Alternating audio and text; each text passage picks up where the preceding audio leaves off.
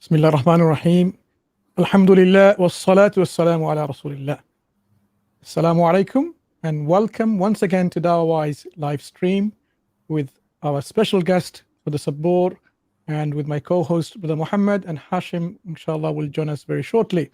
So welcome Brother Subboor. Assalamu alaikum to you. How are you doing? Walaikum salam. Jazakallah khair for inviting me again. Of course, it's a pleasure having you, and Assalamu alaikum Brother Muhammad. Wa alaikum salam, Brother Mansur. How are you? Alhamdulillah, alhamdulillah. It's been great to be here again. I'm really looking forward to today's show. Yes, of course.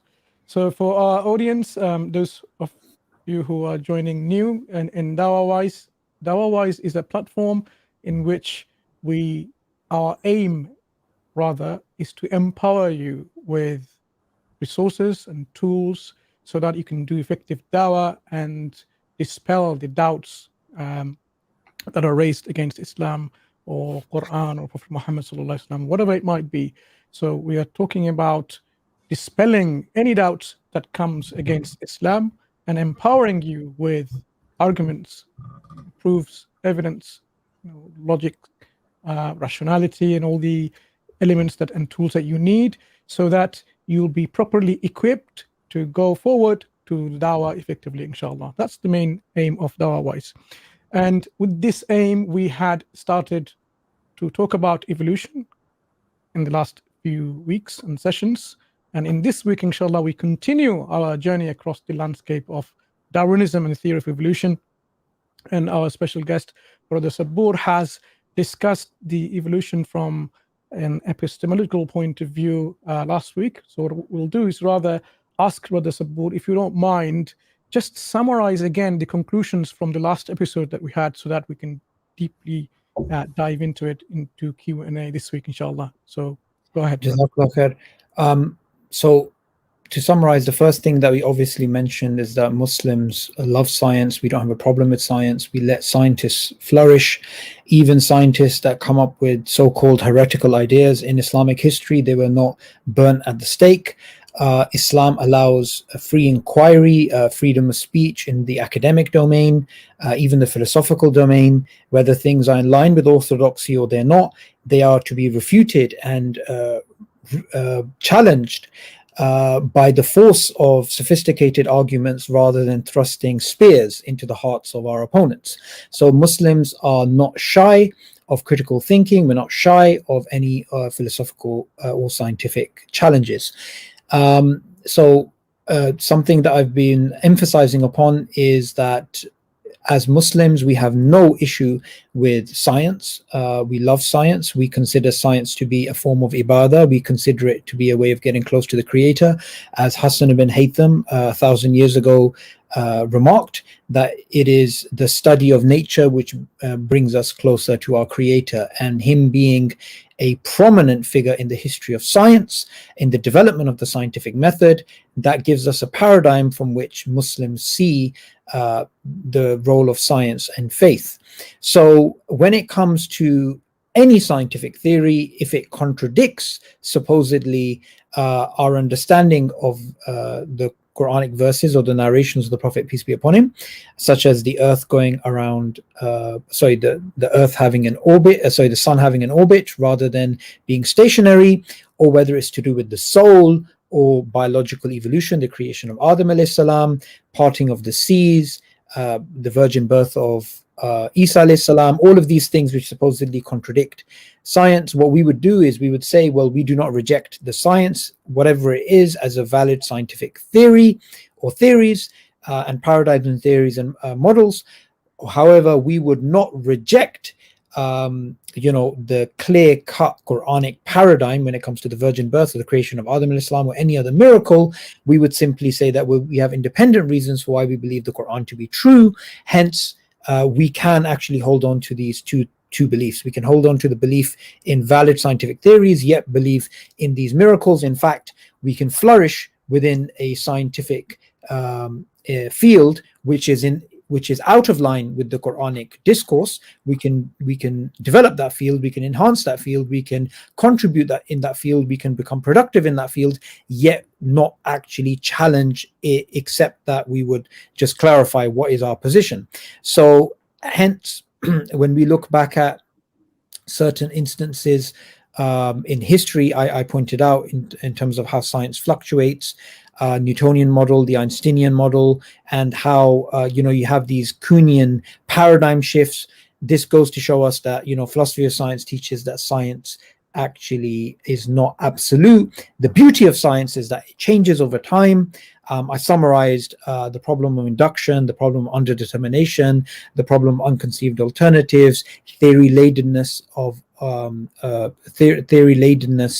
and methodological naturalism.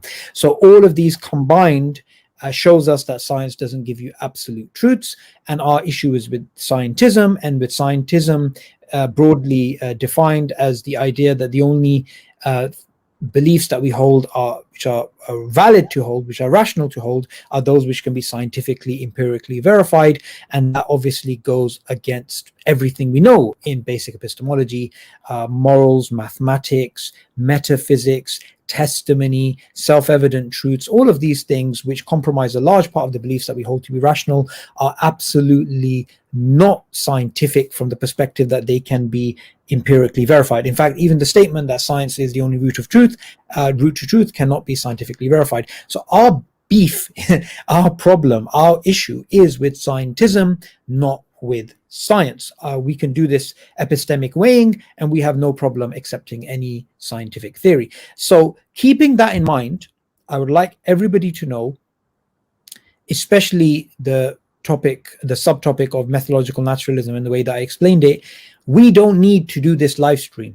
We actually don't need to do this live stream in order to dispel the challenge of Darwinism, because we can use the philosophy of science. The only purpose of this live stream is simply to give problems which highlight the problem of induction, problem of underdetermination, problem of unconceived alternatives, methodological naturalism, and theory ladenness. Hence why you don't need to actually even watch this episode, except that you will simply see the framework alive. You will see the broad framework of the philosophy of science and epistemology that was laid out last week. We will show examples of these things.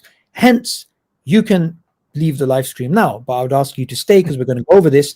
But additionally, if in the future, or if right now something is not covered in this live stream, for example, they found a fossil of Denisovan somewhere in Indonesia or whatever, or they've got this new, they sequenced a new genome and they found certain things, and none of those things matter at all, because the framework is there and it's timeless and it's not affected by new developments. It's simply a timeless framework. The reason why I'm highlighting this, Mansur Bhai, is because sometimes when the examples are given, which we're going to go over inshallah, people say, yeah, that's fine, but what about this? This new thing just came out. And what I keep emphasizing is that's irrelevant, because the only thing that matters is the broad philosophical framework. And even if, one more thing to highlight before we get into the thick of it, even if the examples that I'm going to be presenting in this live stream are all false, or they all get challenged by future data, or they didn't exist, it wouldn't change the broad framework that was outlined last week, which clarified why Darwinism is not a challenge to the Islamic worldview. MashaAllah. Very well explained. So the point to highlight from your summary is that any example that people bring to counter evolution, or the methodology that is involved in evolution, there's always going to be another example brought forward. It doesn't concern us, because you can counter those examples that are brought forward on the table, but it's not going to be the end of it. There might be others coming through, because the science or that theory still is going to carry on among the scientific community, and they will constantly try to put forward these views to the general public as well as the scientific community. That means this battle of ideas will never stop. Yeah. In this framework, if you were to consider what Brother Subboor is highlighting, the framework from Islamic epistemology and its weight, that's all you need to know, because that carries more weight than any other scientific theories that come forth or will ever come forth, because science is always in a flux and it's changing, but the divine revelation is what gives us the reality. So your iman, your faith, should not be affected by that at all. And that's, I think, what's the point to take from this stream and from the stream that you did last week. Brother Muhammad, do you want to add a point on here? I think there's no point to add. I think it's worth just sort of reiterating again that there is no reason that any of this should shake anybody's faith. And if anybody feels that it is shaking your faith, then as I say every week, is I think you need to learn Islam a little bit more. And it's only your own ignorance that is probably causing this rather than any doubt that is being brought by these arguments. And the most important thing here, I think, for everybody is really to address what Brother Subboor said later, is this idea of scientism, where the study of science is seen as providing absolute truth. And it's almost, and we'll get into it in today's call, I think, or today's discussion, where it's almost seen as a religious following right, with its pillars and its temples and its prophets and scribes and everything you need is there within this meta framework that they built around this idea of scientism. And really, what I'd like to maybe start with now is sort of how does scientism then? How does it relate to this idea of evolution then, Brother Subboor? What is it about evolution that is scientistic as opposed to the science? It's that's a good question. And Assalamu alaikum, Hashim bhai. Okay, so let me just that's a good question, and I think I can link it to a broader point. Last week, I think I gave the analogy of a electrical box. At the side of the road, you have these electrical boxes. So sometimes they're open, and you can see that things are very confusing. You have all these wires all over the place crossing each other, and it's all a mess. If the epistemology that is in one's mind is like that, if it's all crossed over, there's no distinction between science and testimony and reason and self-evident truths and and metaphysics, and all of these things are intertwined, then you're going to have problems like, this doesn't make sense, that doesn't make sense. So the first thing we have to do is we have to clean out that box so that each thing fits in well. Then we can say, okay, so this is very clear, our epistemology is very clear, and now we can actually discuss about this topic. So another example, I think, which is good to keep in mind is this. So if we take the night journey in which the Prophet ﷺ went on Buraq, and he went to Jannah and he came back. He went to Al-Aqsa and he came back.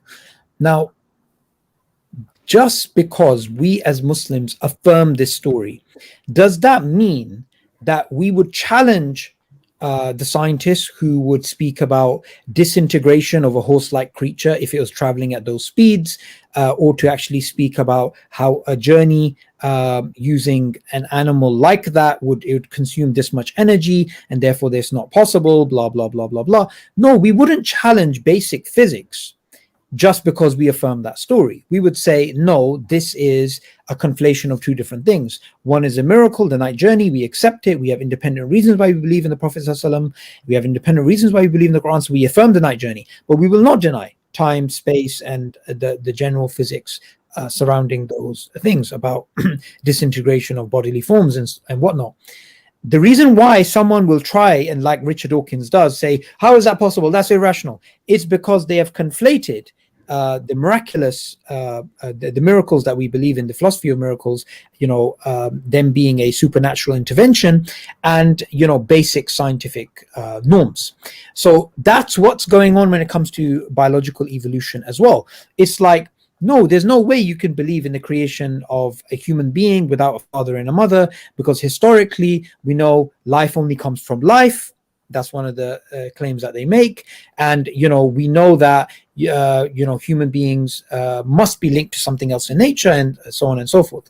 So the real issue about where does the scientific element of Darwinism come in, it's where it's conflated with, it's not conflated, it's where it's put as a challenge to theology by supercharging it with claims of certainty and diminishing the epistemic weighing that we can actually do. So the first thing I want to do, and I think this is very important, is to start off with an analogy. Sorry, an example. If right now somebody was walking down the street and somebody is falling on the floor and they're having a heart attack and they're in pain and this type of thing, so a bystander will say, is there a doctor? Is there a doctor? Can someone help? Now somebody will come rushing forward and say, yes, I'm a doctor. And it will be asked, can you please help the patient? And the doctor will say, yeah, but I have a PhD in sociology, right? So what's the problem here?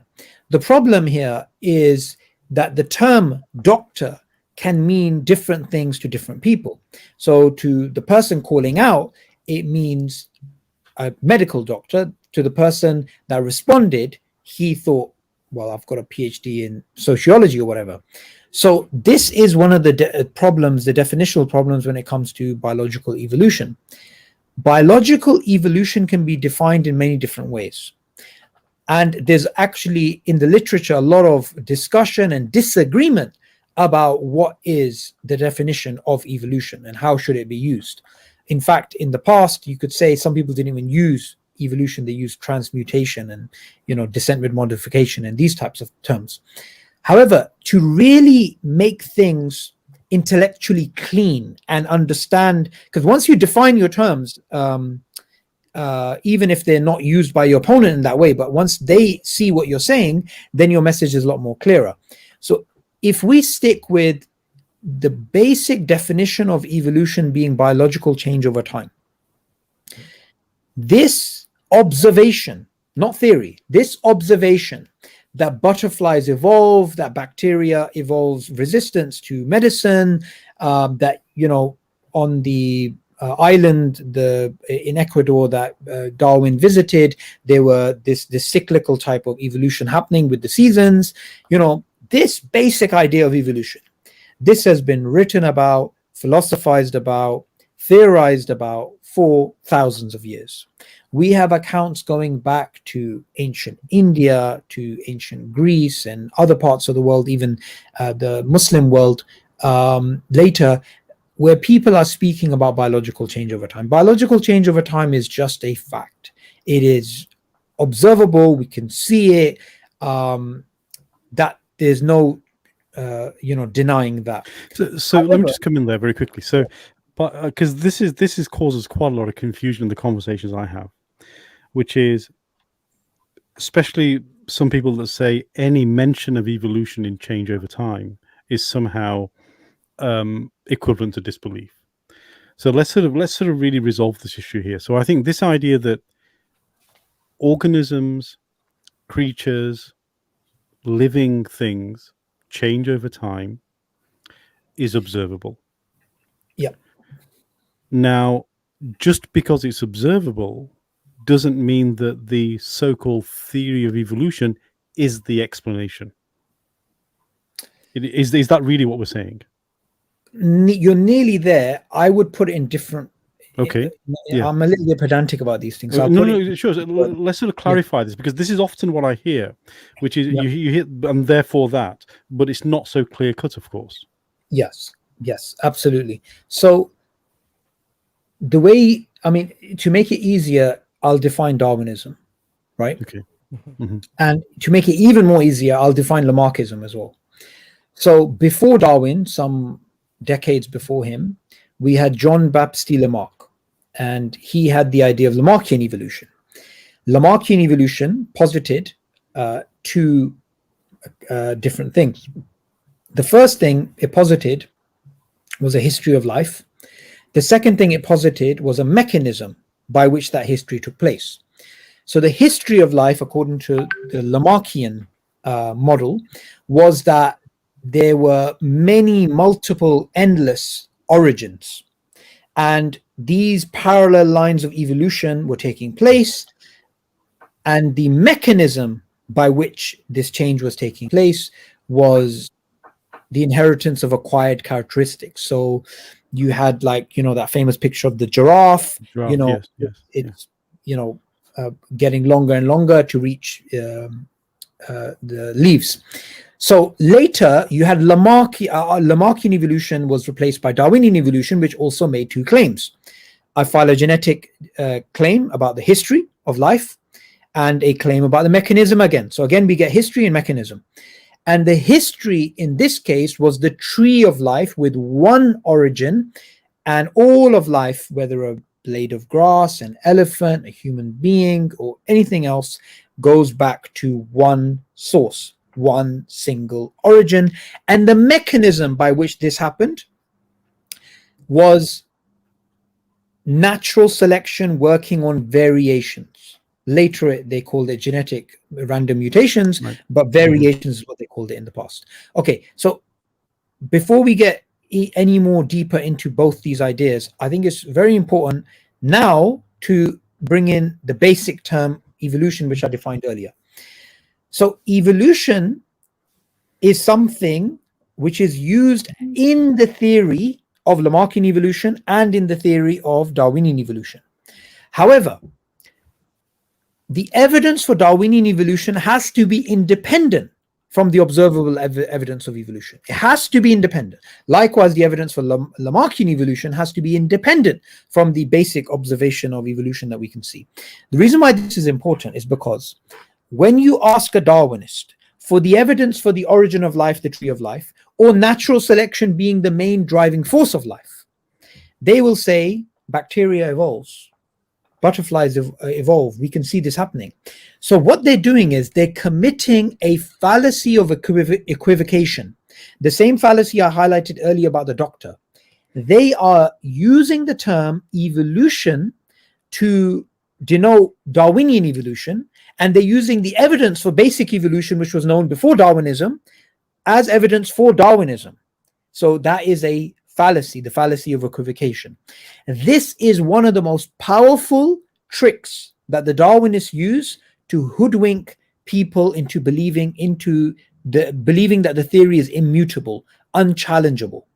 So that's the first thing that we need to highlight. It is impossible to use the fact that we can observe evolution, and so did the ancients around us, and to use that for evidence for universal common ancestry, or the claim that blind naturalistic selection forces shaped biodiversity. So this is a complete and utter lie. And I'm not going to take back, if anybody wants to join who's an atheist or whatever, this is one of those points that we can have really cordial, nice discussions with Darwinists. And I don't mean average biologist is malicious and lying, but Darwinists in particular, they have been lying to their followers and to many, many people for decades using this very simple linguistic device. Right. So what I'm getting from this, I mean, there's lots of things there that I think that's worth breaking down, which we'll get to. But I think let's look at the assumptions first of all. So under Lamarckianism, the assumption was, as you said, that biogenesis occurred lots and lots of times because they have these multiple origins. That's the first assumption there. Yep. Under Darwinism, the assumption is biogenesis happened only once, ever, in the history of time, period. Because now this is an extraordinary claim. I'm just going to come in for 1 second. And the second assumption they make is life only originated once, and all life comes from life. Yes, exactly. So I was getting to that. So, and these are extraordinary claims, because if you think about it logically, if the conditions for life theoretically arriving out of inanimate, inorganic components, which is what we had, then why is it that you only posit it only happened once? And why is it that once it's happened, it becomes the only source for the subsequent life forms? Absolutely. This is a very important position. So we'll address those. And the second thing... I just want to add something. Yes, yes. Okay. So we need to be very careful and I've made this mistake in the past of assuming that the people who are falling for this fallacy of equivocation are and I'm not talking about the Darwinists like Aaron Ra, these people who openly do this. I'm talking about the average person, that they're doing this in a malicious way. The reason I just want to highlight this is because I was in Masjid Ikhlas in Cambridge, and I was asked to give a talk on this topic, and I gave the talk. And there was a academic from, I think, the university or one of the labs locally, a Muslim, and he said this. He said, you know, no, but I've seen in the lab evolution, and therefore for him that was evidence of Darwinism. So even as a scientist, someone who has a PhD, someone who's put up research and these types of things, even with him, this was something which he misunderstood. Now, this may sound arrogant, but it's not. And I'm sure Mansur can give some examples of this because he's aware of the world of academia. In the world of academia, if you are a biologist and you're working within the field of biology, and biology has, say, bioinformatics and biochemistry and genetics and linguistics and, you know, all these other subfields and anatomy and whatnot, because you're dealing with a super niche within the subfield, you are completely oblivious to these types of things. So even though this guy is way more educated than I am in terms of the theory, basic assumptions, basic philosophical axioms, none of these things are evident, because you're just doing the scientific experiments and publishing, scientific experiments and publishing. So don't assume, and this is also very important, don't assume that just because someone has a PhD and they are fantastic within the field of you know, population genetics or whatever, that they would know these basic things. They wouldn't. And this is why a bird's eye view is far more powerful than someone who's an absolute master, not absolute master, but, you know, an expert in one subfield. Yeah, that's a very powerful point. I think the idea that even experts can sometimes unknowingly accept what they consider to be truths without questioning them. Because everybody's saying it, it's published everywhere, it's in Nature, so how can all these people be wrong? Let's just move on because I have my own field to deal with. Yeah. And just to go on to the other point, so I think those are some basic assumptions around biogenesis and abiogenesis and questions around this, which I think we'll get into. And I think the second thing that you mentioned, which is very, very insightful as well, is this whole idea of why should the theory itself be somehow validated because we observe some kind of change in the external world? Because the actual argument isn't, I mean, the premises of evolution say nothing about, you know, there's not a premise 3 that says, you know, I have the first two, plus if I see change in the outside world, then Darwinian evolution is true. That premise is not there. It's a very important point. So this is sort of very interesting. So don't fall. I mean, what I would say, just what I'm getting is, don't fall into that mistaken trap of having a missing premise in the argument and then assuming the premise to validate the argument.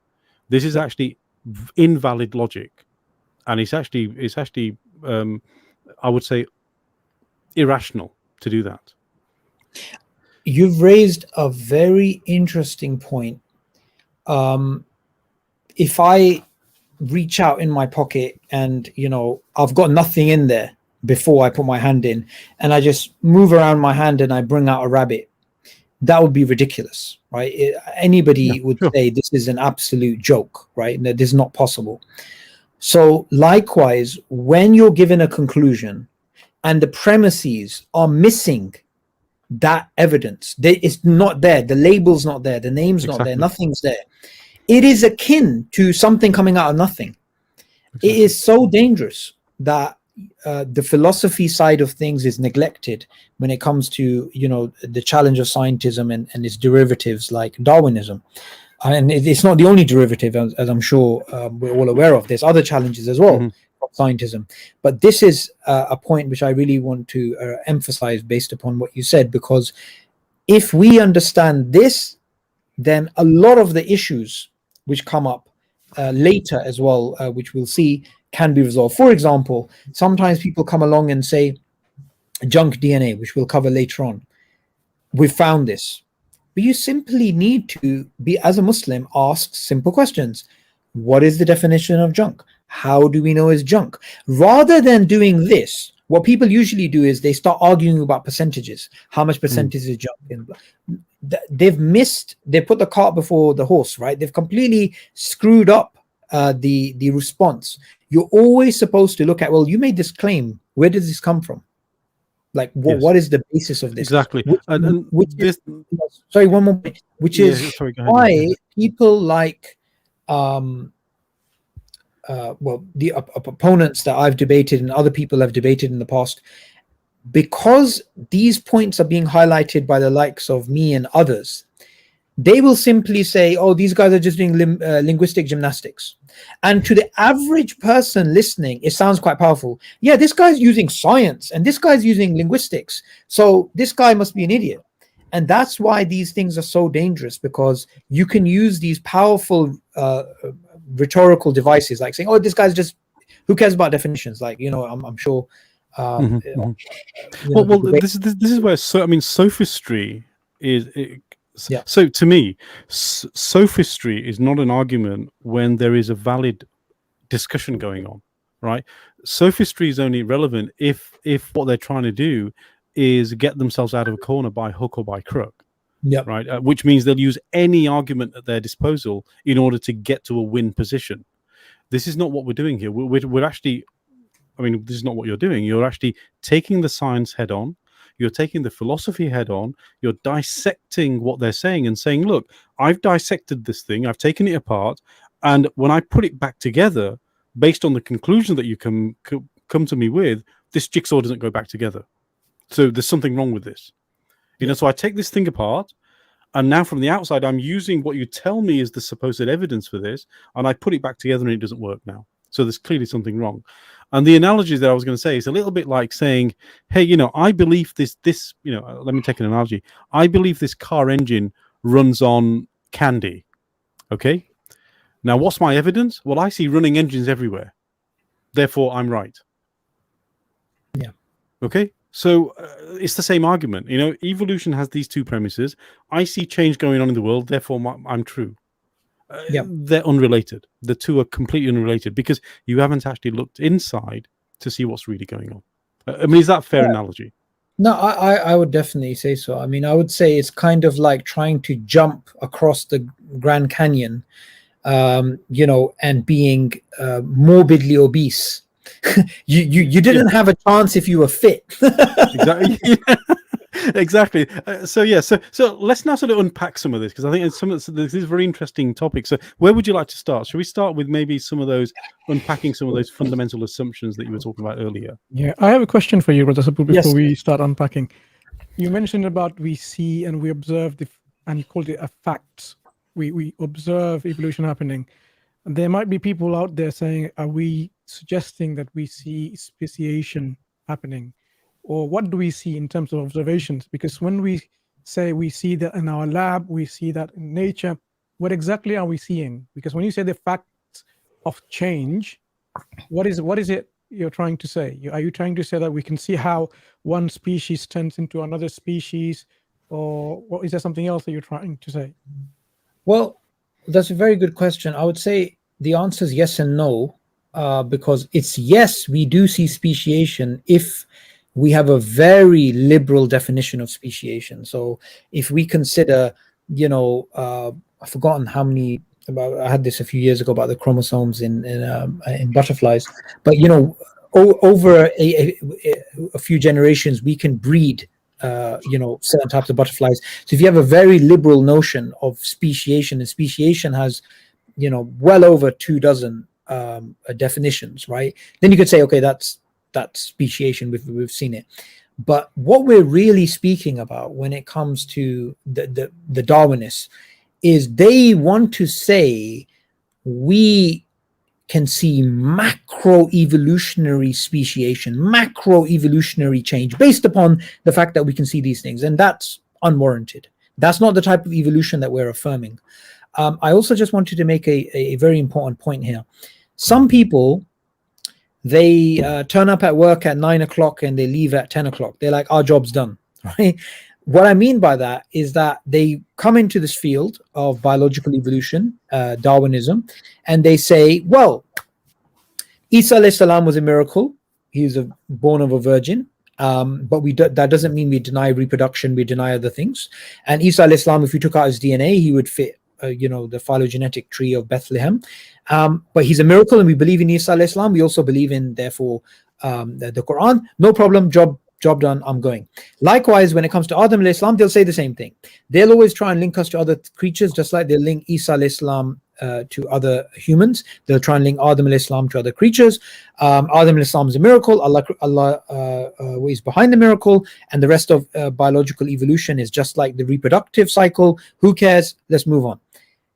What I would say is be very careful, because the real challenge of Darwinism is the challenge to God's is the challenge to the argument for God's existence, the argument of design. So it's not even to do with universal common ancestry. It's not even to do with the creation of Adam alayhi salam. The most decisive change that we see in the Western civilization at the time of Darwin was how Darwin and his theory was used to actually challenge theism, right? So I think it's very important for the viewers to understand this, because some people may say, well, it's already sorted then, right? I mean, that epistemology thing, it's already done. But this is why it's important to challenge Darwinism, because it's not just about, universal common ancestry and the creation of Adam alayhi salam and affirmation of miracles. I hope that point's clear, but it's very important, because some Muslims just get very lazy when it comes to this issue. And we'll go into, because this is the whole randomness question, of course, and we'll go into that sort of later. But yeah, so Brother Hashim, did you want to come in with anything? Yeah, I mean, I was going to ask about the randomness. How can something that's random cause something that is well structured and like it has a function and stuff like that? To put it in layman's term, because to me, randomness means something that's unplanned, something which we don't know the scope of, whether it's going to be something that's beneficial, non-beneficial. So they've used this term, random mutation a lot of time I think it's supposed to be one of the pillars of evolution. So the question I want to ask is, how can something that is unplanned give rise to something which is not only well functioning, but it's something that is beneficial to procreation, to life itself? Yeah. Good question. So the first thing is we need to define what we mean by random. Okay. So we're not talking about philosophical randomness or metaphysical randomness here. We are talking about a very particular definition of randomness, which is used by biologists. And by the way, again, this is not to sound arrogant. This is just laying out facts. Just because someone has a PhD and is, in population genetics, whatever, they may not even know the biological definition of randomness, right, as it's used in contemporary evolutionary theory. What randomness means in this context is that the mutation is not directed, it's not beneficial. It could be beneficial or it could be detrimental. It could be either way. So that's what randomness means when it comes to copying errors, right? Now, as we'll see later on, people like James Shapiro have challenged that notion, because they do believe there's directed mutations and mutations reacting to the environment. And, we have obviously the field of epigenetics and stuff, which we can get into later. But that's what it means by randomness, that the duplication error is neither beneficial nor detrimental before it happens. It could be either way. So that's the random element. But what's the non-random element? Mutation may be random, but the non-random element, as Richard Dawkins calls it, is natural selection. Now, I think we need to give credit where it's due. Richard Dawkins is incredibly intelligent in the way that he communicates the theory and its basic assumptions and its framework. Obviously, we don't agree with him with the way that he is, weaponizing the theory, and he is supercharging the propaganda which already exists. I'm just talking about as a science educator. So he makes this point abundantly clear. It's not just that evolution is random, Darwinism is random rather. It's that you have random mutations being selected by a non-random mechanism, right? So as an example, say you have 5 pandas, right? And these pandas are the parents, come from the same parents.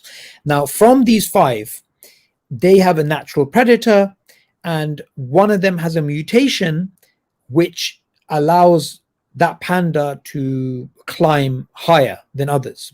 So if they have attack from predators, one is more likely to survive than the others. So that was naturally selected, and then that one is going to have further children, and that mutation is going to get passed on. So that's the non-random element that they see.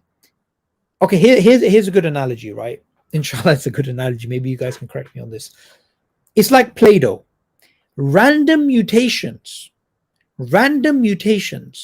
are the Play-Doh. They're the fodder. They're the things that natural selection, which is being shaped by contingent environmental forces, that itself is like the hands. That's, if you like, the intelligent side of things, right? So the randomness is only when it comes to the genetic side of things. It's not that we can't say Darwinism itself is random. Is that clear? Yeah. So basically, the term random, which we normally use, they use it in a slightly different way. Yes, because they would push back and say natural selection is not random. They would say Darwinism is not random.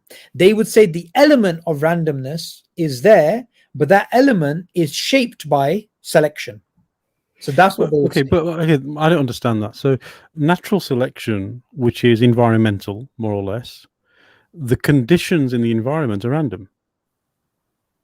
Because we don't know where the conditions are going, how they're going to arise. So where the organism finds itself is actually a process of random location and time and space, right? Yeah, that's technically true, but that would muddy the waters if I went that deep, because then we'd have 2 different randomnesses and then we'd have to deal with it. What I'd like to do is to stick with the randomness only being used for the genetic mutation, and the environment, although it's not fixed, that's what you're pointing out, that the environment over time changes as well. So in that context, the environment is random. That is true, but I don't want to do that because then that will confuse people. And no, fair enough. Okay, so just so that everybody understands that we do recognize the 2 kinds of randomness.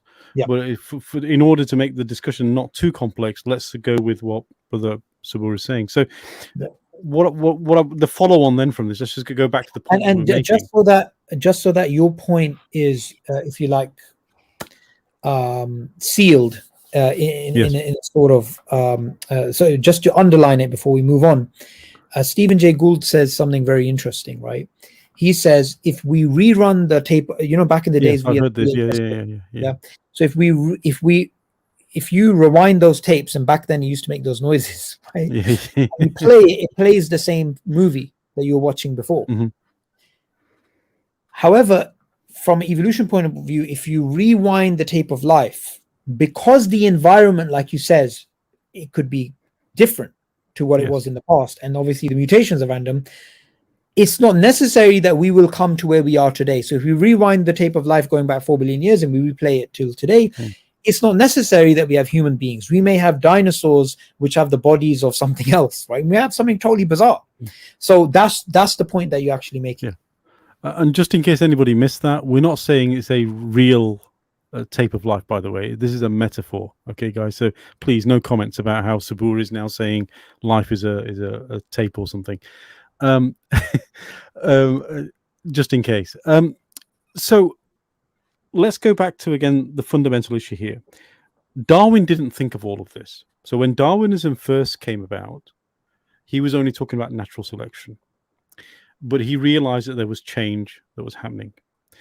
It was only later that the whole gene thing came on, once we discovered gene technology. So then you had neo-Darwinism at that point. So is it true? So because it's neo-Darwinism, why do they still hang on to the Darwinism beast? Because we're talking genetics now, which Darwin never really spoke about. Yeah. Their defense would be, and there is some credit to this, their defense would be, well, natural selection works on variations. It works on phenotypic traits, okay? But the cause of those traits was not known. And the cause of those traits changing is random mutations. Okay, and now we know. Okay. Yeah. So they would say, well, what's the difference? It's random, it's natural selection working not it's random selection in the past, selecting variations, and now it's gene being the unit of selection. For them, it's I can see what they're saying. They would call it neo-darwinism, though. I think it's important to also highlight here something that we're going to mention at the end, which is about the social aspect of Darwinism, that Darwin's idea of natural selection came from capitalism. It came from Thomas Malthus, an economist, who had the idea that you always have far more demand than you have supply, and therefore you have this competition. So that's where Darwin got the idea of competition and survival of the survival of the fittest. It doesn't go back to him, but that concept and all of those things, and that you have this this competitive driving force. So that's where he actually got the idea, and later on we can go into social Darwinism and evolutionary psychology. Yeah, no, absolutely. So we now go into some of the science then that you were going to speak about earlier. So lay out the landscape for us in this science that we are going to review. So firstly, let's deal with a soundbite which is usually thrown at theists, right? And the soundbite that's thrown is, how dare you challenge Darwinism? Because whether we look at bioinformatics, we look at biochemistry, we look at genetics, we look at psychology, we look at paleontology, all of these fields converge to the conclusion that Darwinian evolution is the best explanation for life. There is a complete convergence. So how can you challenge it, right? So that's the rhetoric that they give. The very simple answer we can give is, yes, you're highlighting that over 90% of biologists subscribe to Darwinism, and they believe all of these fields converge. However, there's at least two things we can say about this. The first is that their belief that this is valid, does that mean that it is absolutely true? The answer is no, because we covered the philosophy of science before. And like I emphasized a lot last week, is methodological naturalism. If it is to be assumed, then something like a naturalistic Darwinian account is true, regardless of what the data says. Because you've already framed the discussion. So you've already closed the discussion. Yeah. Exactly. And the second point is, which one of these 99% or whatever figures they throw out of biologists who subscribe to Darwinian theory, which one of them would deny that Darwinian theory is based on a probabilistic framework, there are assumptions and sub-assumptions, and that there are disputes about its most fundamental ideas? Nobody but an ignorant biologist would deny these three facts. I've had discussions with, learned people in the field, sometimes hardcore Darwinists, sometimes people who are more, like, for example, you can watch my discussion with Professor Jeremy Pritchard from the University of Birmingham. He's not a new atheist. He's just a casual biologist. And, we had this, does evolution undermine God? And I covered with him probabilistic framework, assumptions, disputes, and these types of things. I mean, nobody can deny these things. No learned biologist is going to deny that these three things are true. So in the rest of this session, I'm going to be going over that framework, because I've covered the philosophy previously. Yes. What does it mean by probabilistic framework? What does it mean by assumptions and sub-assumptions? What does it mean by disputes? Okay. Let's move forward then. So what is probabilistic framework? So the first thing to keep in mind is that 99.999% of species, not organisms, according to the National Science Foundation, the best estimate that we have is that 99.999% of species that have ever existed have disappeared. We don't have their DNA, we don't have their fossils, we don't have an iota of their existence, except that based upon the current genetics that we have and the origin of life supposedly being 4 billion years ago, this is how much of the data is actually missing. And even the life which is accessible at the moment in terms of the fossil record, in terms of the living organisms, that 0.0001%, we still have not explored.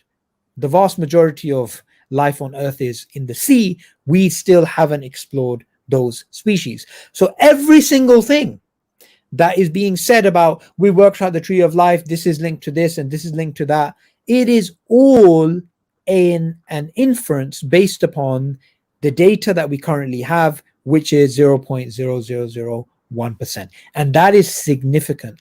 That point cannot be highlighted enough. Yeah. When we have these people coming forward and saying, we are certain, we know this happened, that happened, there's a lot of false overconfidence, and I think we should be very careful of that. Yeah, and I think this goes back to I think what you said last week, which is this idea of or was it last week or maybe one of the other programs, which is this guesswork that they do is essentially a just so story, because they're trying to join up dots, but there's so much missing between the dots that the best they can do is guess. And in fact, there's a very interesting clip of Dawkins where he makes this sort of hand gesture around, well, you can see this goes to this, it's obvious, but it's not obvious and it's not an explanation, but this is what they do. I'm going to play Darwin's advocate and say why it is obvious and inevitable and undeniable. Okay, the reason why is this: they can move around, we can move around as Darwinists, everything like musical chairs, because we fundamentally believe that the origin of life was only once and life came from life. Hence, as Richard Dawkins has said in The God Delusion, we only need one miracle, which is the origin of life, and we'll explain the rest. Everything else, yes, okay. Right? So grant us one miracle, that stroke of luck, right? Actually, sorry, the words he used is, all we need is that one stroke of luck, and we'll explain the rest. So with the assumption that life comes from life, and life only originated once, it doesn't matter if this fossil doesn't fit there, because every couple of years they discover the Denisovans, or they discover Homo naledi, or Cro-Magnon, or whatever, or a different type of dwarf elephants. They can move everything around, because ultimately, like musical chairs, it all fits together in harmony with the idea that life came from life and there's only one origin of life. When you couple that, which are derivatives of methodological naturalism, when you couple that with all of the data that we have, then the assumption, which again, this fits within the probabilistic part, the assumption of homology. Homology is an assumption that if two things are similar, they have a common ancestor, right? If they look similar, do you mean? How do you mean similar? If they're similar genetically, anatomically, okay, so some sort of similarity that we can observe. Yeah. So before Darwin, homology simply meant similarity in structure and function. So, even today's phylogenetic classification was put together by Carl Linnaeus, and Carl Linnaeus was a creationist. And he put together humans with chimpanzees and other creatures together in the same way we have today, although he didn't believe that they all had one origin. Okay, so we have Carl Linnaeus to blame for the monkey origin story. Okay. No, we don't actually, because he did not assume homology to mean similarities due to common ancestry. That is something which happened later, right?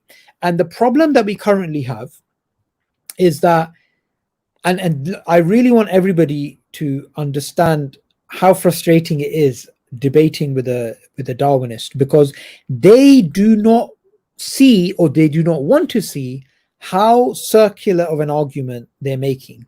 Essentially, let's look at the first premise. Similarities are due to common descent. That's the first premise. Okay. The second premise Hey, look, genetic or anatomical similarities. These two things are similar. Conclusion from the two premises, therefore, this is due to common ancestry. And that is circular. And the most dangerous thing is that they will persistently lie simply to get around the fact that they are using a fallacious argument. I want everybody to go back, and maybe you guys can put this in the description, in the debate that I had with Skydive Phil.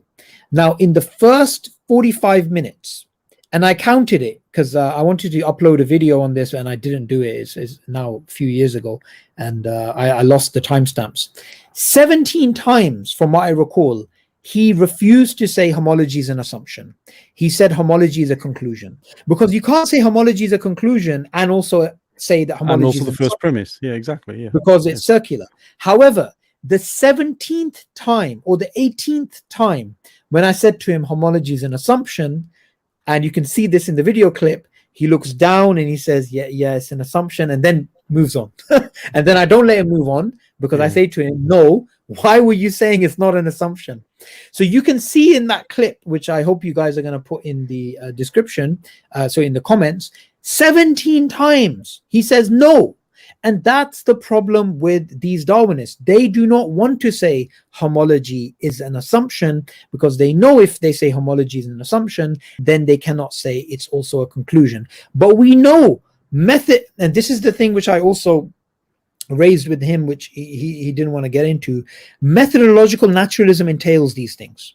And funnily enough, in that discussion as well, he says something ridiculous. He tries to claim science is not based on methodological naturalism, which is absolute nonsense, because the whole reason why intelligent design proponents were refuted and rejected in America when they tried to preach their theory over the Darwinian theory being preached was that science was defined to be based upon methodological naturalism. So here you find people like him who are intelligent. He's not stupid. He's an intelligent guy who will lie, who will deceive, who will do these things, because otherwise it makes their theory look absolutely ridiculous, right? So I think that's very important to highlight. I would come back to that as well, to say, I mean, maybe, look, I mean, just softly in their defense here, I'm not trying to defend anyone, but maybe they're doing it because they don't want to admit the conclusion that comes out of this if they do, which is we have to then admit that there is the need for something that is metaphysical to bring this into being, as something that is outside of the scientific method, the scientific process to make it happen. They don't want to go to that conclusion, so therefore they hang on to this. Now, whether you call it lying, deceiving, I mean, or whether they do it deliberately or not, it's because of the fear of, then I need to admit this other thing that I don't want to admit. I don't want to believe this thing. Yeah, you know? I mean, yeah, you're right. So it would be unfair for me to say all of them do this, but I think Skydive Phil, Aaron Ra, and these other popular atheist people online, they do this deliberately. Right. They know these things. And the reason why they know these things is because this has been highlighted to them prior to any discussions. So they know, for example, when it comes to there's a secular philosopher, Ronald Brady, who I often quote, who raised this issue back in the 1980s, right? And, he raised this issue of homology and the assumption being made and how it's unchallengeable and all of these types of things. People are aware of these arguments. They just pretend like they don't exist. They actually pretend like they don't exist. I remember going back, I mean, I'm not good at debating Christians the way that Hashim and Mansur have mastered this art. But I remember speaking to this Christian once, and it really got stuck in my head that I was trying to explain to him how the Bible's not preserved, and he just simply would say it is preserved. Like, he was not willing to even have a discussion. It was just, no, it's preserved. No, it's preserved. And the thing is, it's actually really hard to have a dialogue if the person just says, no, I believe it's preserved. No, you don't know what you're talking about. They just use this sloganeering and this constant reaffirmation, right? That's what these guys do. They don't want to get into it, which is why, in these discussions, you will see them saying, forget the philosophy. You find this in the debate with Skydive and Aaron. They both don't want to talk about the philosophy because they know if the philosophy discussion begins, just like the biblical origin discussion, if it's to be entertained, khalas, that's it. That's it. It's game over. There's no need for any more discussion on this. Now, I also want to now bring in another point, which is, where does homoplasy come in? Homoplasy is similarities genetically and similarities anatomically, which are not due to common ancestry. If everything is, we assume life comes from life, and we assume life only originated once, then homologies are given. So where the heck does this idea of homoplasy come in from? The reason why homoplasy was introduced was, even with these assumptions and with that story, the data wasn't fitting. So they had to move things around and say, I know these two sequences look identical, but they don't fit the tree because things aren't fitting this way. Therefore, they're due to homoplasy. So we have genetic similarities in lineages which are far apart. So you can't say it's it's part of the same things. So you have convergent evolution, or these independent, how the way they would say it is, and they really deify natural selection. They would say natural selection independently came to the same conclusion. It found the same solution to the design problems. Oh, that's hilarious. Allahu Akbar, this type of Platonic deification that they, I'm sure you're aware. Okay, so not only do they call it random, but now randomness has intellect. Yeah. Wonderful. Yeah. I mean, okay. This is like a Twilight Zone show. This is unbelievable. It's very interesting because from a purely outsider's point of view, if someone is to pick up Richard Dawkins, The Blind Watchmaker, or pick up these types of books, you will find a very religious type of language, the way that they talk about these things. So they can't drop the word design. They simply can't, and they hate it. I mean, I've watched these long conferences where you get these, I mean, there's a very interesting thing, this will interest you, Brother Muhammad, that online there's a conference which is, I think, goes on for 3 days, and the sessions are really boring. It's got philosophers, it's got scientists, it's got people like Richard Dawkins and Alex Rosenberg and all of these people, and you find them having these discussions about getting rid of the word design, but they can't.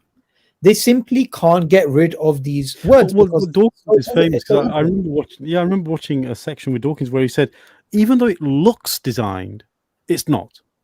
Yeah. Even though it may provide the appearance of design, it's not. And he makes this point repeatedly to point out, which means subconsciously, deep down, they can see the beauty, they can see the design, but their predisposition prevents them from admitting it. Absolutely. I think they always say they use a term called the illusion of design. Yeah. So, yes, that's right. Yeah. Yes. I just wanted to highlight a story here. I met somebody a few years back, and this was a guy who, he was a typical off the conveyor belt atheist. So someone who's a Christian became an atheist, became a hardcore atheist, became a new atheist. So he was refuting religious people, mocking them. He went to university and he was studying evolutionary biology. And when he was looking at the cell, so he's studying theology, right? Sorry? Atheist theology. Yeah, the atheist Genesis story, right? So he told me that he was looking at the cell and the intricacy of the cell. And the cell is not a blob of It's not jelly, plasma. Right. Yeah. It's not plasma. It is, if you like, London at peak rush hour. You got traffic, you got electrical lines, you got all this movement of people and transport and all these things. And it just hit him. It just hit him that there is no way that this is a product of random mutation and these things. So he became a theist, and later on, alhamdulillah, I think after some years or some time, I don't remember when, he accepted Islam. But his theism cracked, the light of theism cracked through his naturalism when he was staring through a telescope. That is the moment in which theism cracked his naturalism, because he was willing to say, do you know what? I just can't handle this nonsense anymore. I just can't. And this is so powerful. Yeah. Sorry. I mean, we'll get to Francis Crick in a second, because I think that's a whole. But I think this is where I just want to make the point where this is where knowledge is so important. This is where knowledge, and as Subboor said in the opening section here, this is where studying science is not something Islam is against. Study it, because the more you study it, the more you understand it, the deeper the more you realize the creation of Allah subhanahu wa ta'ala, how amazing it is. And Allah says this is nothing compared to the rest of creation, by the way. Right? So even no matter how amazing we think this is, there's other creation out there that is even more wonderful that we don't even know yet. So I think this is where knowledge, and an atheist that was cracked by just simply looking at a cell. I mean, this is where I think deep down, this is where honesty comes in. Honesty and integrity, where this guy genuinely believed in the atheism, but he also was looking for truth, and he thought the truth was his atheism. And when he saw the truth, he admitted it. He said, okay, this is the truth. I have to accept this. Now, that's what I call a real, genuine human being, right? Because when you see truth and it smacks you in the face, you say, yeah, I accept it. It's the ones who don't. And then what they do is they try and divert you away as well, into their delusion, into their myths, and into their own lies. But yeah, so Francis Crick, you were going to say. Oh, you're on mute. Yeah. Okay, something's happened. Yeah, I just wanted to share. I think last week I mentioned Gestalt shifts. Yes. How you can have either it's a vase or it's two faces looking at each other, or the old, or it's a rabbit, or it's a duck. That type of thing. You go through a shift. There you go. You go through a shift, right? Sometimes, if you're told it's two faces looking at each other, and someone made it black and white, that's all it is, you'll believe it all your life, until one day you say, what if they're wrong? And you look at it and you're like, oh, maybe it's a vase. That's what happens between theism and naturalism, theism and atheism. Yes. People are staring at the same piece of data. It's not that more information or less information is likely to make them into theists or atheists. It's where they make a decision that I'm going to take off my naturalism lens and perhaps, just for a second, assume theism's possible. And you look at it, straight away you see it. You see it. And that's sincerity. A lot of people don't do that. So that brother that I was speaking about that was staring through that microscope, Allah gave him the ability to see, but that ability for him to see obviously came with the willingness to doubt naturalism. And Francis Crick, what I wanted to say about him is he won obviously the Nobel Prize for discovering the structure of DNA. And he said something fascinating. He said scientists must constantly keep in mind, biologists must constantly keep in mind, what they see evolved, it wasn't designed. Because the design element is so overwhelming, so empowering, it literally rattles the naturalistic paradigm that you just have to constantly, like a cult, affirm certain things. And I think what's important to highlight here is because they're naturalists, they're willing to put up a fight to the death to defend naturalism. So when it comes to Francis Crick, previously, even Darwin had this idea of life, the cell being very simple, and later on Francis Crick discovered in the 50s with Watson that the cell is far more complex, and so therefore this was a big black box for them. This was a big mystery. And what did Francis Crick go on to say? He didn't say, yes, I believe in God, I believe in Allah, la ilaha illallah. He didn't say that. He said, maybe there was an advanced civilization which Aliens. sent down life to Earth on rockets. And this is, bro, this is not me making and he called it panspermia, right? Panspermia, that life was seeded on Earth from an extraterrestrial civilization. And why? You would think, why? Why would you do that, Francis? Well, the reason is it's still naturalistic. And Richard Dawkins, in the famous documentary No Intelligence Allowed, when he is being asked about this thing, about the complexity of life and the origin of life and in terms of the first things, he also said the same thing. He said, perhaps, and this is, you know, the person who's supposed to be formidable in terms of today in Darwinism, perhaps life was seeded on Earth by this advanced civilization. And where did they come from? The interviewer asked. Well, they basically evolved. Right? Yeah. So they will say anything but God. You know what this brings to mind to me. Again, you are willing to accept, you know, all of those everybody. Do you know what I mean? It's born again Darwinism. That's what it is. Absolutely. So these are the real fairy tales. They are the real fairy tales, and what it brings to mind to me is born again. Yeah. So. You know, what's interesting is anybody, look, we've all flown in planes at some time in our lives, okay? And as you're saying this, one thing that comes to me is, look, when you look at the international airspace and you look at the traffic control towers that are needed to manage the landing of planes, the exiting, the entrance, and all the rest of it, that coordination that's needed, you look at that complexity, how many people and the lives that are at risk, and what a highly stressed job that is. Well, you know, all of that complexity pales into insignificance when you look at the complexity of what goes on inside the cells and the mechanisms inside the human body.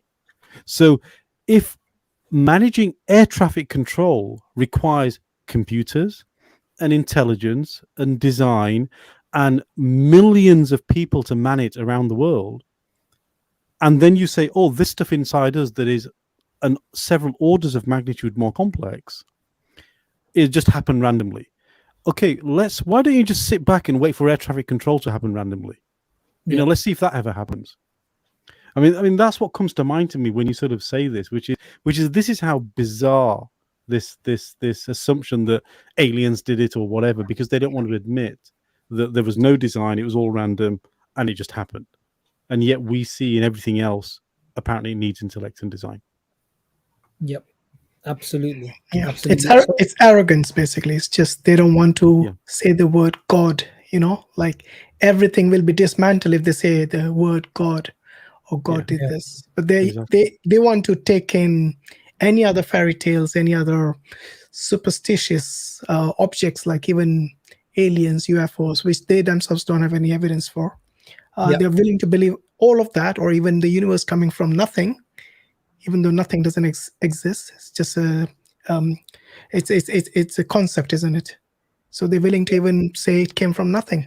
That's absolutely right, Brother Hashim. I mean, I know. I mean, to me, it's almost like they would rather posit like 100 different fairy tales rather than admit the one truth. True. And yet, for the 100 other, I mean, it's not 100. I mean, it's actually many more, because when you look at the sub theories and sub assumptions and all the stuff, there is actually many fairy tales on top of each other. But for each one of those for which they have no evidence, there is no real way that they can experimentally even validate a lot of these so-called stories they come up with, because they can't. I mean, once the fossil record is gone, you're not going to make. Well, actually, they did try and make one.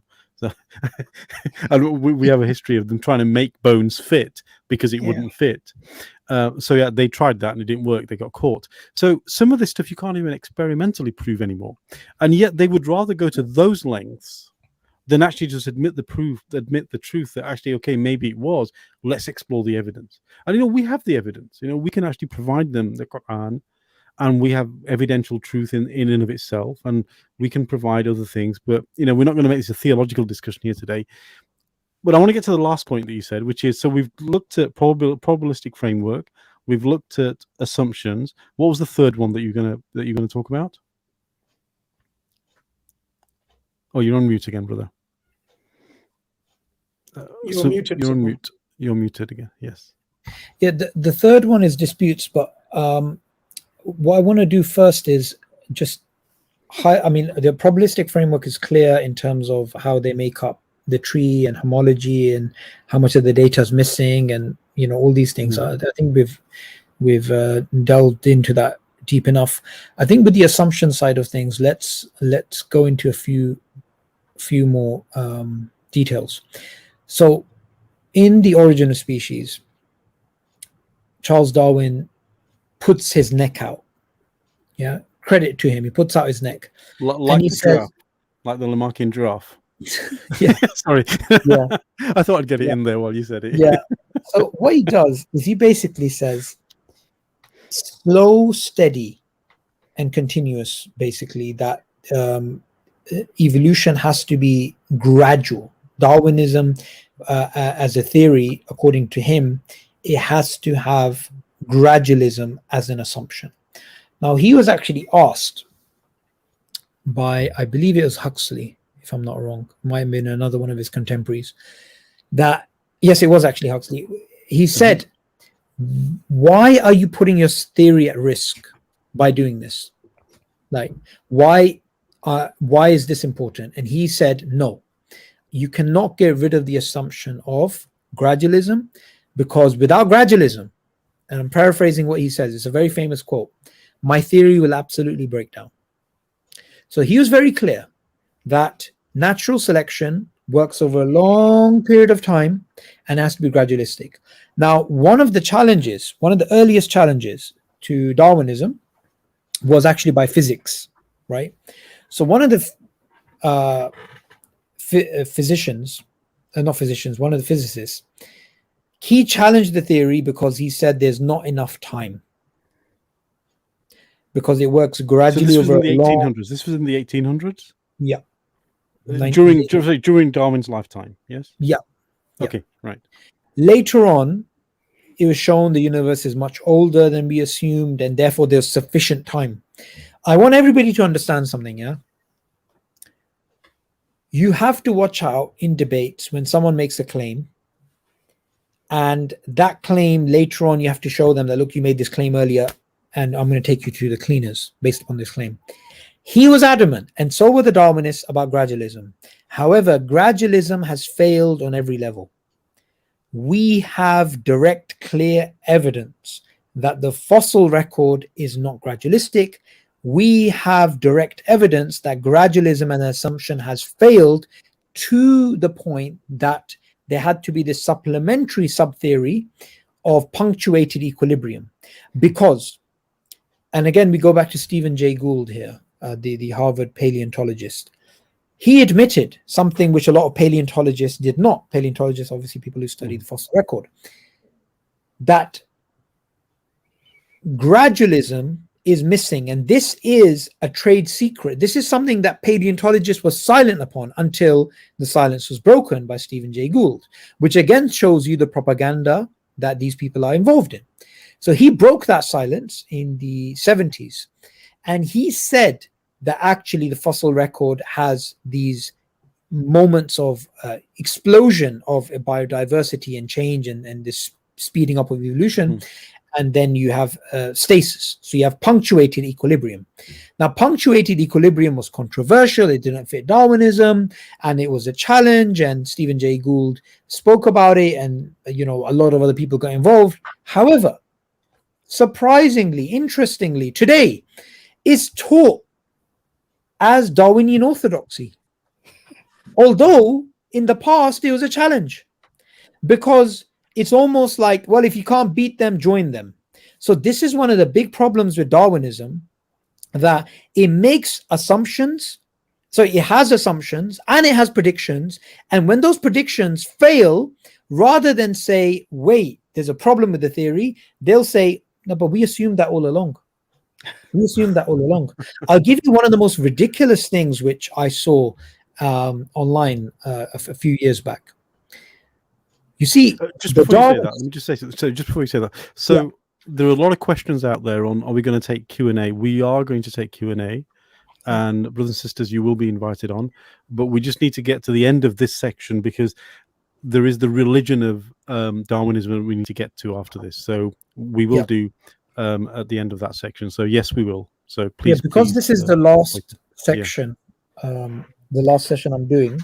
I'll stay even if it takes much longer to make sure that people's questions. So, like I was saying, these guys will make these grand claims, and then once those claims are disproven, then they will pretend as if nothing happened. So in chapter 6, Darwin in The Origin of Species, he is worried about the so-called Cambrian explosion. So the Cambrian explosion, just to summarize, is a period of time in which we have fossils coming out at a rate far faster than what natural selection could work with.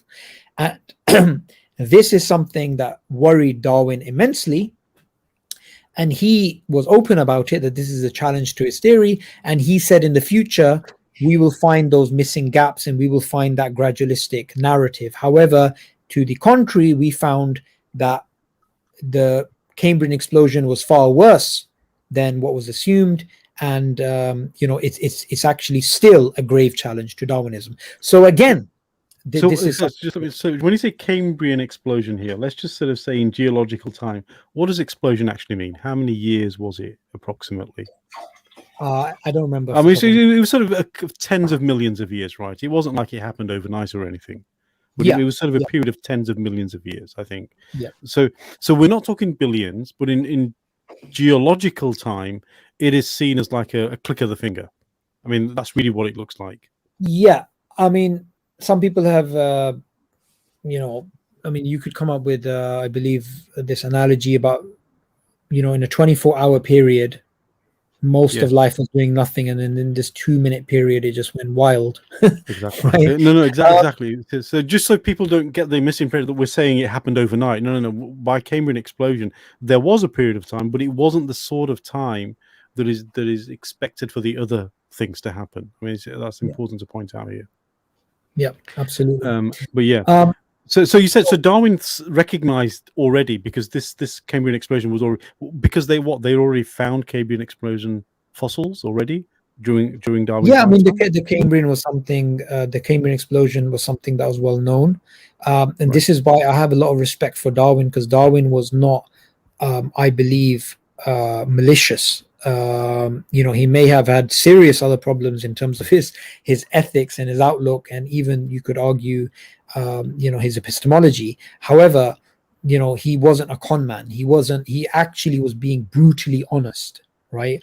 Laying out gradualism, laying out the Cambrian explosion, laying out other problems with his theory in his book, and still saying, I believe is correct, but these problems need to be fixed. Okay, so something else, which is actually the sign of what I would call a scientist with integrity, at least. Yeah. So let's not strawman Darwin as trying to create this myth, okay? Because I think sometimes we do fall down into that trap, saying, Darwin somehow is seen as the Dajjal or something.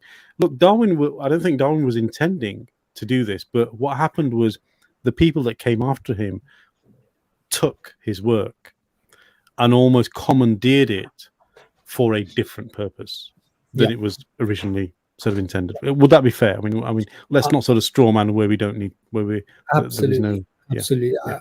I think that would be a fair comment.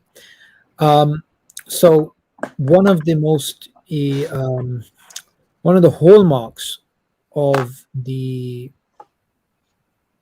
way that Darwinists speak about God is the disrespectful nature of their statements. So one of the statements of these of this famous Darwinist was that he said, because the human body is full of junk DNA, right, God needs to go back to school. So, astaghfirullah, what a blasphemous and insightful statement in terms of their psyche, he was making. Now, what he was basically saying is, we have within our bodies, we have DNA, and a large portion of the DNA was considered junk. it's not functional, it's not doing anything. So he was saying this is a remnant of our evolutionary history, is junk. Richard Dawkins, again, was using the junk DNA argument. Now, for many, many, many years, this was used against theists, and it was used as decisive evidence. In 2012, ENCODE, the Encyclopedia of DNA Elements, all these scientists, they started saying, questioning, is it possible that this junk has a function?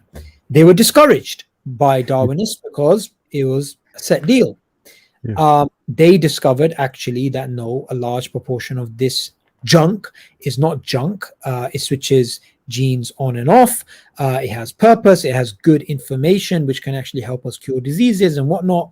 So then in an interview with Jonathan Sacks, the chief rabbi, who is quite philosophically and scientifically literate, he passed away some time ago, and he was in a discussion panel with Dawkins, and in a very intelligent move, Sacks said, you know, previously we thought DNA was junk, and now it's no longer junk, and you know, he used this.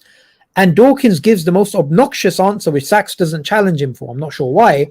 Dawkins simply says, well, of course you would assume natural selection to get rid of the junk if there was any if there was junk in the human body, right? So because it'd be so inefficient to have so much junk in the body. Yeah, of course. Yes. Dawkins and these other Darwinists were saying, well, of course the body's going to have junk because we have, you know, our lineage going back billions of years, and we're going to acquire all this junk, right? So they will literally use a disconfirmation as confirmation. This is how blinded they are by their own theory. But the very thing you said there, which is, and we'll probably get is it obviously was discovered it wasn't junk, and what was in the junk was actually information which allowed other traits to be switched on and off, right? Yep. Now this does clearly beg the question of, well, where did that information come from? Because it must have been there in the earliest possible cell. So here's the thing that really I think is the big sort of puzzler for the atheist, which is, if you say the junk DNA has switches that can be switched on and off, let's say a trait for wings versus not, you know, make it simple, wings versus not wings. Okay, well, where did that information come from in the first place to know that in the future wings would be needed, right? This is the big question they don't want to answer. And I think the key here for us is to if you get into, and information science is a big thing, so if you're not comfortable with it, don't go in there. The original information that's in the cell, even though it mutates, you can't create new information if it's not there to start with. You can corrupt existing information, but you can't arrive at new information. And this is a big puzzle, I think, that nobody's really addressed. Yeah. And like most of these paradoxes and problems and dilemmas that Darwinists face, they would just hand wave these things off. It'd just be like, you know, shooing a fly. I because of time, I can go into you know, each of these in more detail, but I just want to summarize it, and you can go on to my YouTube channel, in which I've given lectures in which I covered these things in a lot more detail. The assumptions are many. So it's genes being transmitted vertically, but we now know of horizontal gene transfer. The gene-centric view is being challenged by multi-level selection. Gradualism, I already mentioned. The inheritance of acquired characteristics is now a phenomenon which is accepted, when previously this was challenged. Mutations being random, like I previously defined, but now that's also being challenged. And I think the most important, which I'd like to go into more detail, is natural selection being the main driving force. Now, we've covered the assumptions part. This is now the disputes part.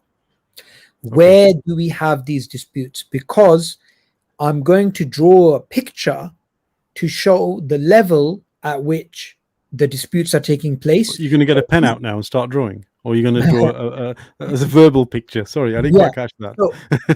So I'll give you a contemporary example, right? So if there is a dispute in Islam about, say, somebody making a particular claim and then another scholar challenging him. That dispute, we're talking issue of fiqh. Okay, let's be clear. It's an issue of yes, fiqh. yes, Right. issue of fiqh, right? Okay. So say somebody says something crazy like you can pray. Sorry, it's well, I saw this news clip a few years ago in Nigeria where this guy somehow tried to justify him being married to over 80 women using Islam. Just some crazy stuff. Now, some people they try and give like marry 1, 2, 3, 4, meaning 1 + 2 + 3, anything random. Oh my goodness. Yeah? Is it 1 times 2 times 3 times 4? Yeah. Just people come out with all sorts of nonsense, right? Yeah. So if it's being discussed at your local mosque, that's one level. If it's being discussed at Al-Azhar, that's a different level, right? That's the greatest authorities in Islam having a discussion, right? So whether it's, say, Deoband, or it's Medina University or Al-Azhar, we're talking about the heights of Islamic scholarship having the discussion, right? So this is the framework I want you to understand, that if there's a dispute going on at a grassroots level, right, at your local mosque, or two people, after having too much coffee, just having a dispute in a cafe, it would be not relevant.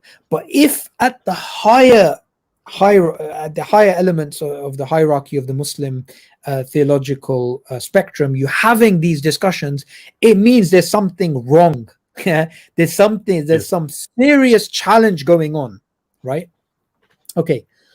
Now, the oldest scientific society in the world is the Royal Society. It's the oldest.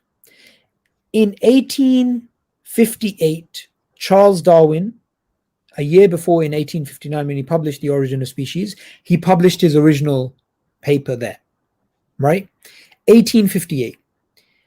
So in 2016, at the same Royal Society, there were biologists from across the world that came together to have a discussion about, is natural selection the main driving force? Is it valid? Can it create body forms? Can it do these things?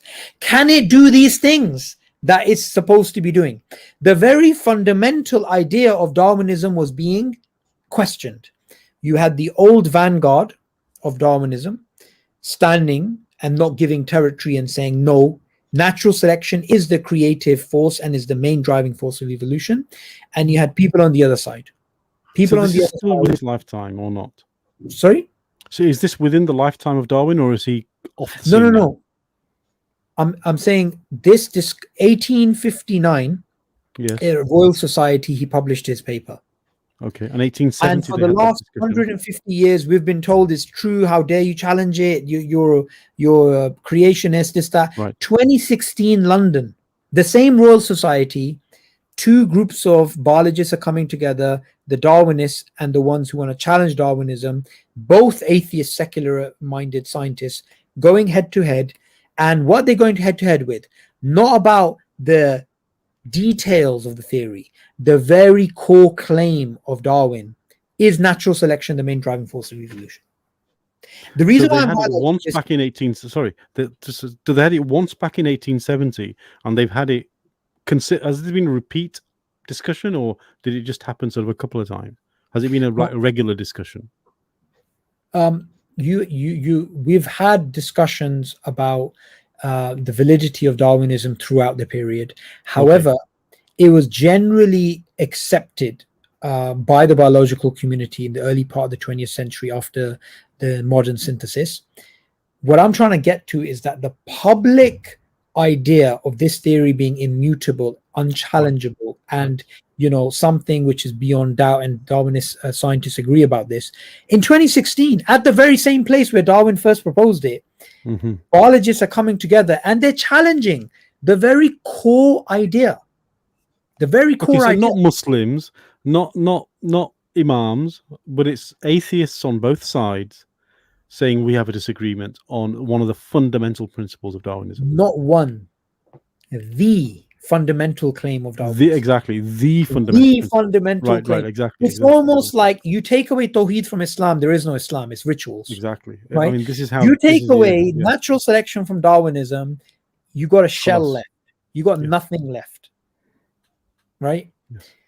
So that dispute happened, and it's undeniable. Before I get into the details, I want everyone to recognize this shows you the difference between the public understanding and the academic understanding, the difference between the public propaganda and the academic nuance. And the gap between these two is the gap between the sky and earth. And that shows you the level of propaganda that actually exists. You know, David Attenborough on TV, this thing, natural selection, and then you get these documentaries online, then you get these Darwinists online, you know, bashing theists. But here we have a discussion happening right at the top. This is the very best of the atheistic scientific community in the what we would call their site of pilgrimage, right, which is the Royal Society. Let me put it that way, okay? And so they make this pilgrimage, all of them, to this area to discuss this super important pillar of their religion. Let me put it that way. And imagine if somebody turned, I mean, it's not even Tawheed. It's like somebody says, look, one of the pillars of Islam is Salah, and we're going to discuss today whether Salah is acceptable or not. I mean, can you imagine having that? I mean, it's just unthinkable. It's not anything, but this is how, what I'm hearing here is this is how serious a discussion this was amongst these atheist scientists. Which means that the very foundations on which they built all of this is so shaky and so unstable that they need to time and again prop this thing up with all of the supporting, as you say, all of the supporting lay views that they put out there just to protect that higher level, pretty much. Absolutely. And one of the things that was being discussed was the entire paradigm being replaced, possibly by alternatives like Neo-Lamarckism and evolution by natural genetic engineering. Now, Neo-Lamarckism is a rehashed and a more respectable, if you like, version of Lamarckism. Lamarckism was ridiculed and it was considered just nonsense, and evolution by natural genetic engineering being pushed by James Shapiro.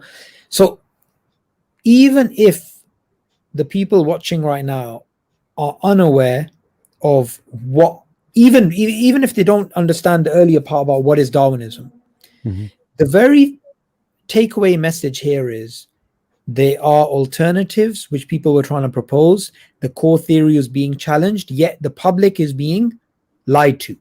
That's the most important message I want everyone to remember, because this is the crux of the matter. The information that we're being pumped is not the information which is academically verifiable, not the status quo of what's going on. Something else which I wanted to mention, because of lack of time, I don't want to miss out this particular detail, is that the Darwinists have been making certain assumptions, and these certain assumptions have led to certain predictions, and those predictions now have major disputes, right? So one of the things is the idea that the genetic code was going to be universal all across the various families, the various species. So that was found to be false, and there are many codes. So again, we have a major area of dispute. How do you explain this? Now, on my channel, tomorrow as well, I'm going to have the third part of Dr. Paul Nelson, a philosopher of biology, who's going to go over universal common descent, and universal common descent being unchallengeable and the auxiliary theories being used just to prop it up. So we need to keep that in mind, that this is something which is happening on a regular basis. So just to come in there very quickly. So on the earlier point, I think the point that we're making here is that this whole idea of code, then, I mean, by code, does that mean DNA or does that mean something else? When you say code, are you meaning the DNA coding, or are you talking about something else? Yeah. So the DNA code was assumed to be universal, and because of the assumption of universal common descent. Because it came from the same place, it should all look the same, right?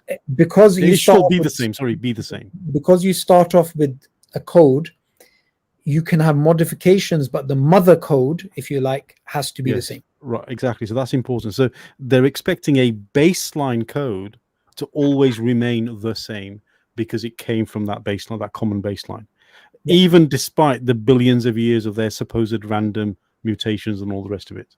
Yep. So that turned out to be false. And then one last thing which I want to speak about in terms of a major area of dispute right now, and this is something for which Paul Nelson has become famous amongst the theists and infamous amongst the Darwinists, is that in the early 2000s and late 1990s, there were sequences of DNA which were considered orphan.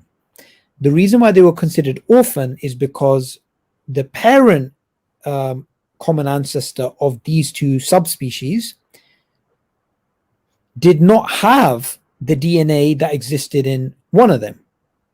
So this orphan DNA, this unique sequence of DNA, was something that was considered orphan because it was like, where the heck did it come from?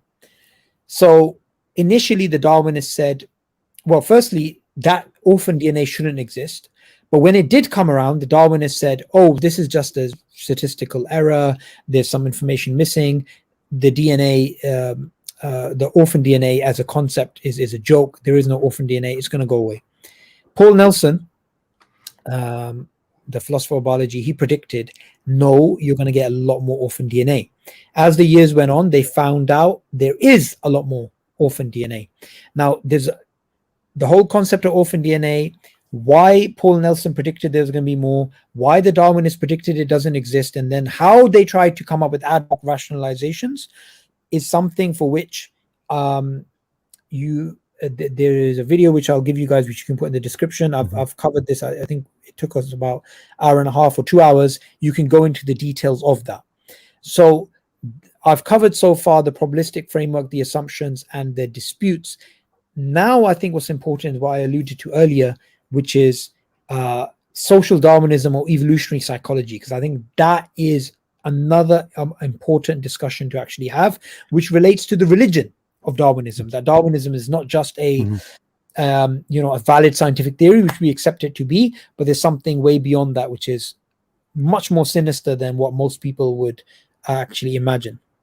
Absolutely. And just before we go there, because I think it's worth just taking a quick break here. So just to remind everyone, we will be opening up for Q&A very shortly. We're in the last part of the program now. And please get your questions ready. If you want to post them into the chat, please do. Or if you'd like to join us later, please do. We'll be sharing the link. So get ready with your camera and your microphone, etc. So on the social Darwinism. Yes, sorry, yes, brother. On the chat section, if you can start your question by saying question, then we can easily go through the chat and find out those questions. Otherwise, it would be very difficult hidden in between all these hundreds of comments. There's an important question that somebody asked, and I just want to address that question before I get into the religion of Darwinism, just in case I forget, because I think it's a good plug for Professor Shoaib Ahmed Malik. So somebody wrote that William Draper referred to the theory of evolution as the Mohammedan theory, and this goes back to the idea that the Muslims came up with Darwinian evolution or some sort of evolutionary theory in the past, a very popular idea which has been popularized by I'm not going to say who, but everyone knows who I'm talking about. So this idea has been, regurgitated all across the world, all across the internet. Even some academic papers have been published which regurgitate this idea. I, in fact, picked up a book by a Cambridge historian who, again, pandered to this idea. and Brother Shoaib has written a paper in which he absolutely demolishes this idea that the early Muslim scientists were evolutionists and they came up with a theory. This is such a common myth and is based on a mistranslation and misinformation based upon that translation, coupled together and supercharged because people want to show Muslims came up with it first, right? So anybody who thinks that that's a valid argument, that we should accept evolution because the Muslims we should accept Darwinism rather because Muslims in the past came up with something like that, please look up that paper. You can just Google it. Yeah, that's one of the big contributions which Brother Shoaib has made to the field. And I think in his book, it's probably chapter 4 in which he deals with that in detail. Excellent. If I'm not mistaken. Okay, so let's get down to the religion of Darwinism.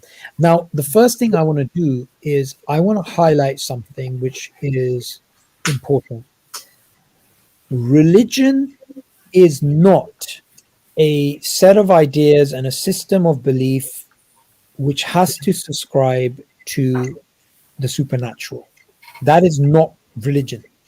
You can have naturalistic religion. You can have beliefs and if you want to call it faith in something which is naturalistic, and that could still be classified to be a religion. So Buddhism is a philosophy, it's a religion, but it does not affirm the supernatural, it does not affirm God.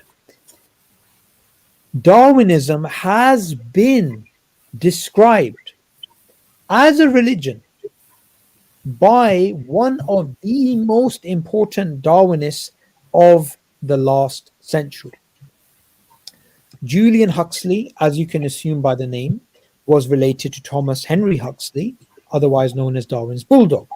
So Julian Huxley was an important philosopher. He was a biologist. He was a statesman. He believed that Darwinism was a religion without revelation. In his book, which he published in the period just before World War II, he actually called Darwinism religion without revelation. That is the title of his book, Religion Without Revelation. It's a short book, which you can still get copies of it online. It's quite rare because obviously it's out of print. So, what was the title again? Religion Without Revelation, Julian Huxley. Oh, Religion Without Revelation. Okay. Yeah. He's also got another book called New Bottles for New Wine. Again, in the same book, he speaks about evolutionary humanism as a religion. So his point of view has to be taken seriously because he wasn't just a biologist who subscribed to Darwinism. He was one of the main driving forces behind the popularization of the theory. He believed that this new religion was to replace Islam and Christianity and traditional religions. He believed the belief in God is as irrational as people in the past believing the earth was flat. And he wanted this religion preached to the entire world. So apart from his philosophy and his science and the contribution that he made to the theory in the evolutionary capacity, he was also the first founding president of UNESCO, the United Nations Educational, Scientific and Cultural Organization. Okay? That's pretty shocking. That's pretty shocking that the person who's in charge of education and scientific and cultural elements for the United Nations happens to be a die-in-the-wool Darwinist with an agenda to brainwash people into not believing in God and accepting evolutionary humanism as a religion. So that will go to show you why, even today, we have the UN pushing people with the liberalistic agendas and also pushing people to accept, and teach the Darwinian paradigm. So I want everybody to recognize that I'm not calling it a religion. He called it a religion. In the 1980s, Richard Dawkins, in the book The Blind Watchmaker, he makes the point that Darwin allowed him to be an intellectually fulfilled atheist. So you see, atheism fulfills Darwinism fulfills a function for atheism. It's their genesis story. It allows them to be intellectually fulfilled. So of course they're going to be averse to anything that challenges the theory of Darwinism, because it's also going to challenge what makes them intellectually satisfied. And that's by his own admission. And just recently, a few years ago, Michael Roos published a book with Oxford University called Darwinism as Religion. And yeah, I saw that one. Roos is an atheist. He's the most prolific Darwinian on earth in terms of publishing. No one has published more books than him on Darwinism. He understands it fully. He doesn't say it's a religion because he wants to challenge it, because he accepts it. So in his book, he says, yes, Darwinism is a valid science, and he accepts it to be as such. However, there's something up and above this, which is a secular religious perspective as well. And he wants to be candid and honest about it. So I want everybody to understand that Darwinism is not just a theory, right? It is a valid theory, but it's not just a theory. It is a worldview, and it is linked to an entire host of things. You will find people who are Darwinists also happen to be humanists, also happen to be liberal, also happen to be atheistic. So it's a package, it's a movement. It's an atheistic genesis story, and there's a reason why it comes as a package, right? So social Darwinism, or we can call it today, it would be repackaged in a much more palatable way. It was something that was used in the past to justify colonization. The Nazis used it, and once they did use it, that's what led to a lot of the racist theories that were coming out of the best Western academic universities being curtailed. They hate it. Darwinists hate it when you speak up about the racist element of Darwin's ideas, what he mentioned in Descent of Man, about non-whites being savages, and the savages being replaced by the civilized Europeans all across the world, and how the British Empire was much better than the Portuguese Empire, the French Empire, because the British were better at colonization. So even amongst the whites, he considered the English to be above. So these elements they don't want to talk about. But these elements are also important, because we need to understand it's not just a scientific theory, it's also a religious worldview, and it has ethical and moral implications. And let me just come, because I know, because they also, I think one of the other researchers said they used that same theory to then say that because women were also inferior to men as a result of this, because they were more like the primitives, because they use skull size, I think, to do this. There's some research.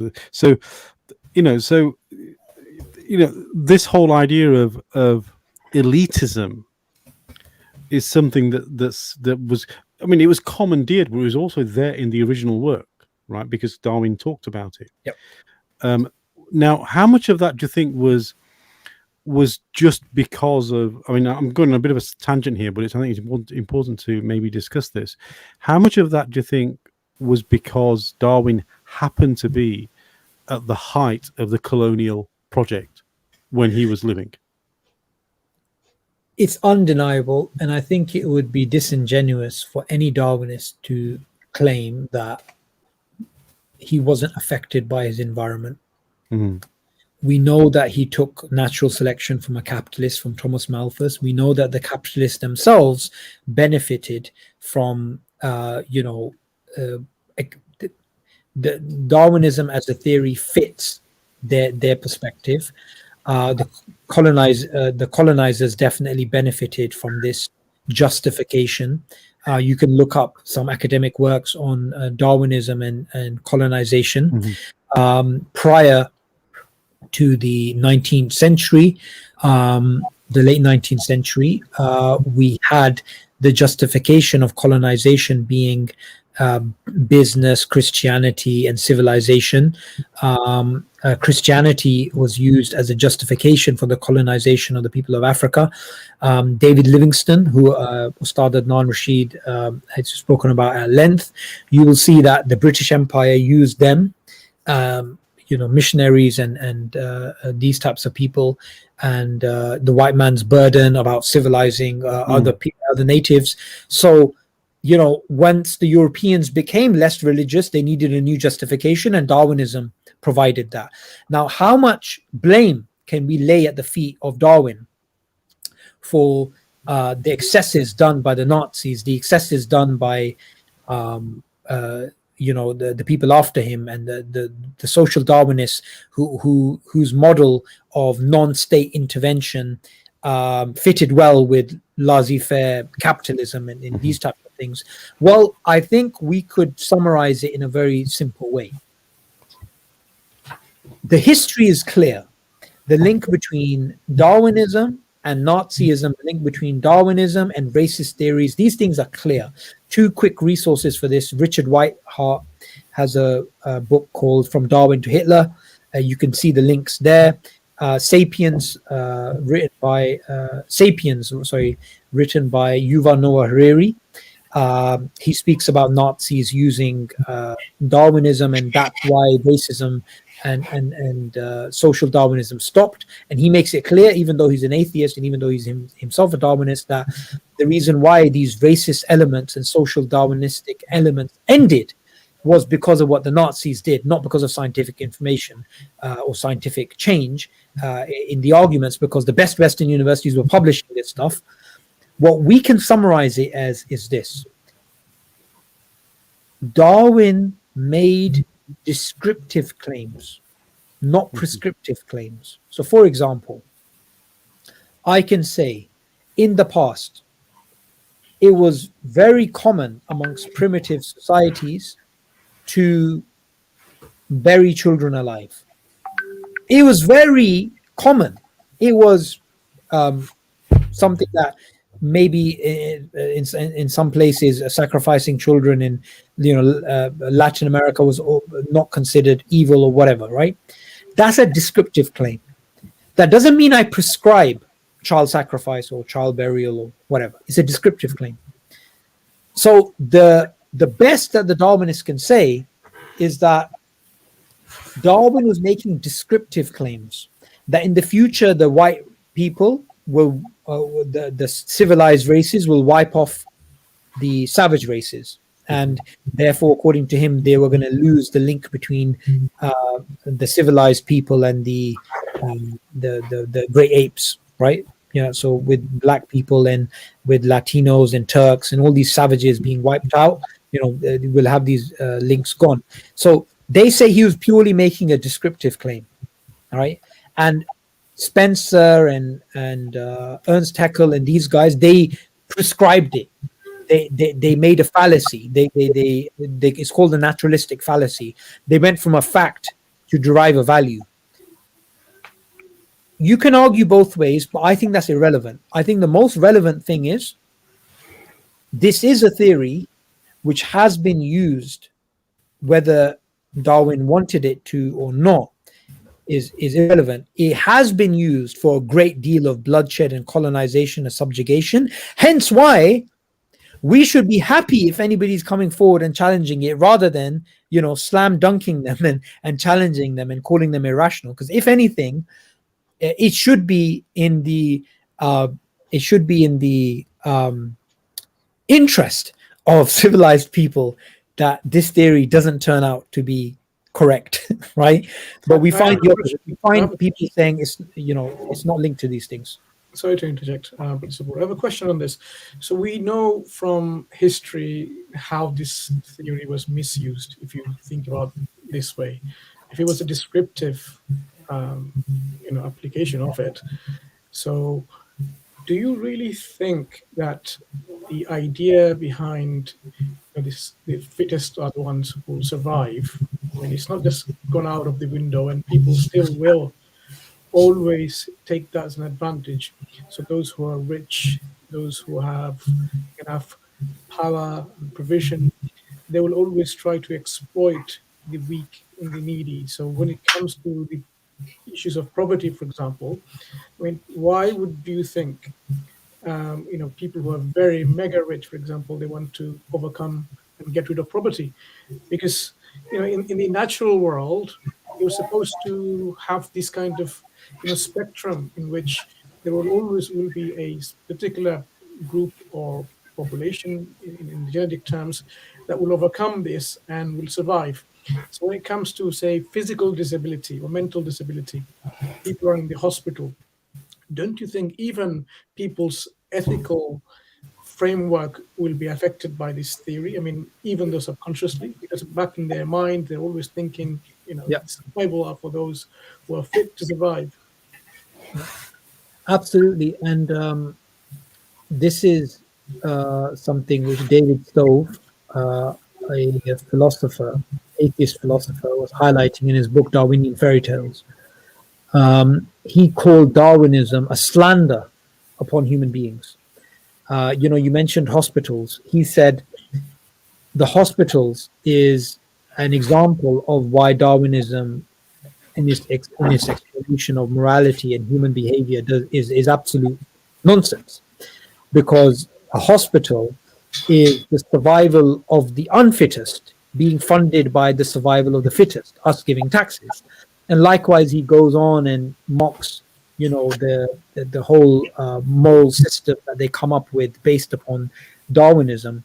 So, I mean, I've covered this previously, but, kin selection, reciprocal altruism, the expanding circle, as Peter Singer calls it, how does it make sense that it's all against all and it's a survival of you against the environment, and the environment includes other human beings? Why be nice? Why help the poor? Why do these things? And the answers that they really give are quite unsatisfactory. So they would say, well, you're good to your kin because they carry your genes. So they call that kin selection. You're good to others because you expect they're going to give you something back, which is going to be fitness enhancing. So that's reciprocal altruism. Or the expanding circle, you're being good to those people around you, and because of morality being a proximate mechanism and not the ultimate mechanism, therefore ultimate explanation. So basically, they'll come up with all this stuff, but you can come up with dozens of counter examples at the flick of a finger, right? You could say, well, you give charity anonymously. That doesn't fit kin selection, doesn't fit reciprocal altruism, doesn't fit the expanding circle. What are you talking about?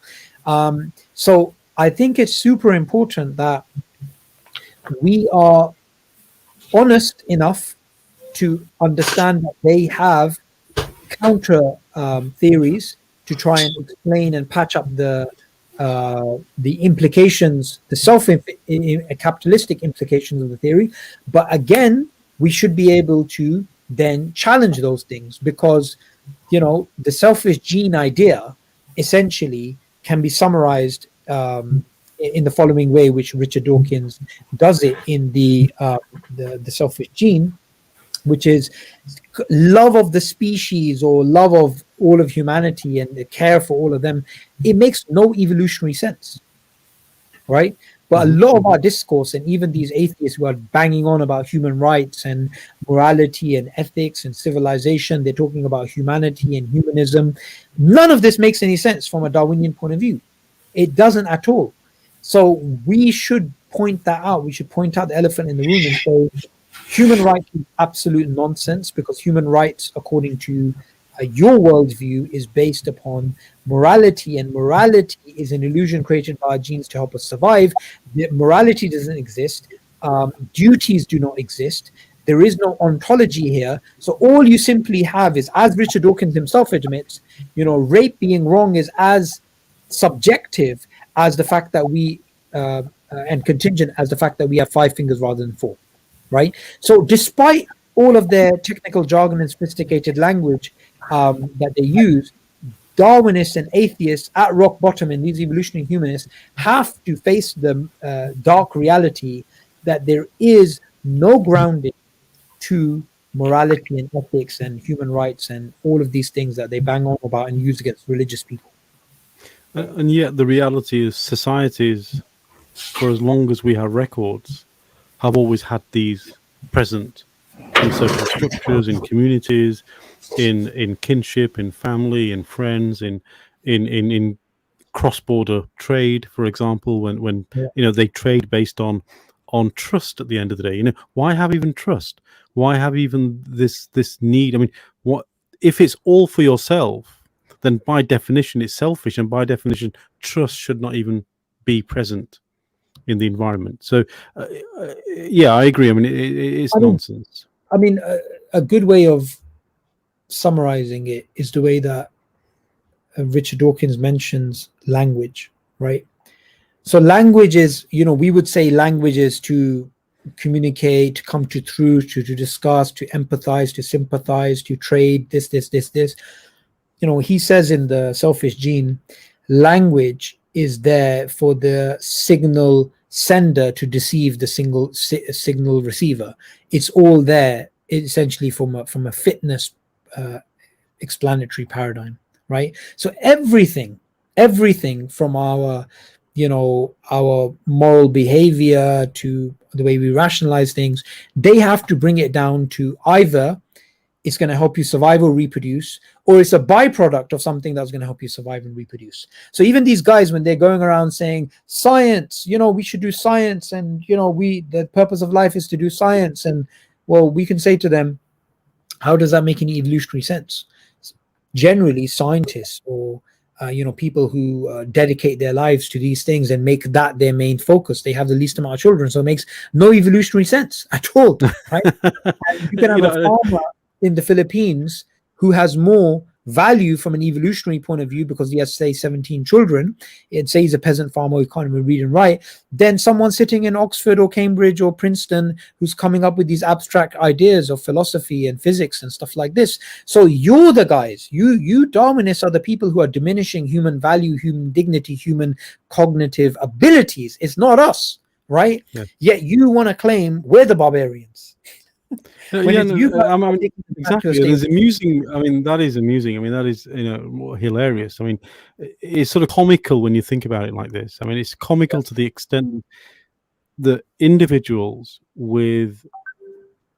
in every other walk of life are intellectually quite superior, and yet when it comes to this specific point, they seem to have the intellect of an amoeba. And it's just unbelievable, right? And what I would add is that this ability to have a third person perspective on reality, to stand outside ourselves and question, why do we exist? Why are we here? What is our purpose? Where are we heading?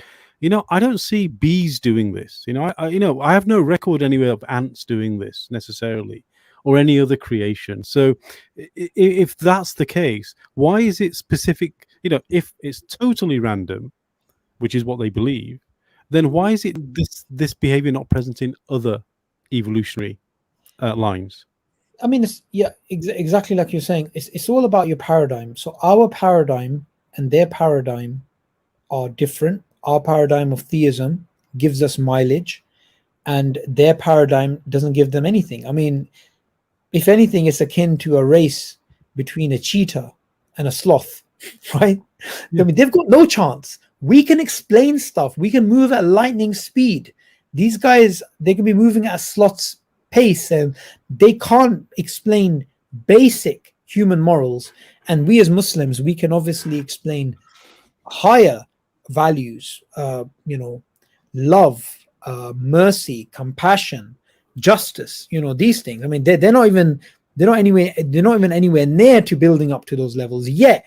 This is why I always, with Darwinists, I like to go back to these moral things, because morality is something which affects people in a way more powerful than abstract rationalization.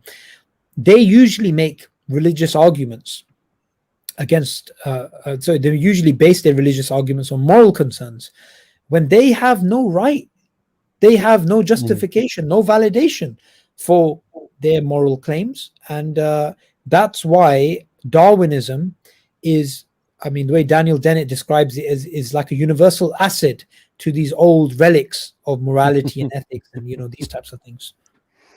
Only his acid though, and to his relics. I don't think to anybody else's relics, to be honest. So I mean, just on that point, just one other thing that comes to mind while you're speaking about it. I mean, and we're going to bring some guests in very shortly, of course, inshallah. Social Darwinism has repercussions, though, in my mind. So, social Darwinism, like most things, once it's been in a society, once it's been any rumor, let's call it, once it's been in a society for long enough, it eventually becomes almost like accepted truth, right? And so and politicians use this all the time, of course, and I don't want to repeat it, but they say, look, you say a lie enough times, people start believing it, so just carry on saying it. And it's almost like they've got a twofold approach here. One is, let's make sure that anything that it predicts, and if it's defeated, it was part of the prediction anyway. So anything that is possible can always be predicted by whatever we have in the theory. And secondly, let's carry on this. Let's continue the prevailing thinking to make sure that it remains the prevailing thinking, and never deny that it is the prevailing thinking. So they never sort of step away from the party line, let me call it. Yeah. Which means that if we're not careful and we don't continue this discussion repeatedly and keep it at the forefront of people's minds, there will come a point when, because nobody's talking about it, it will become accepted truth, and we will start accepting it as truth.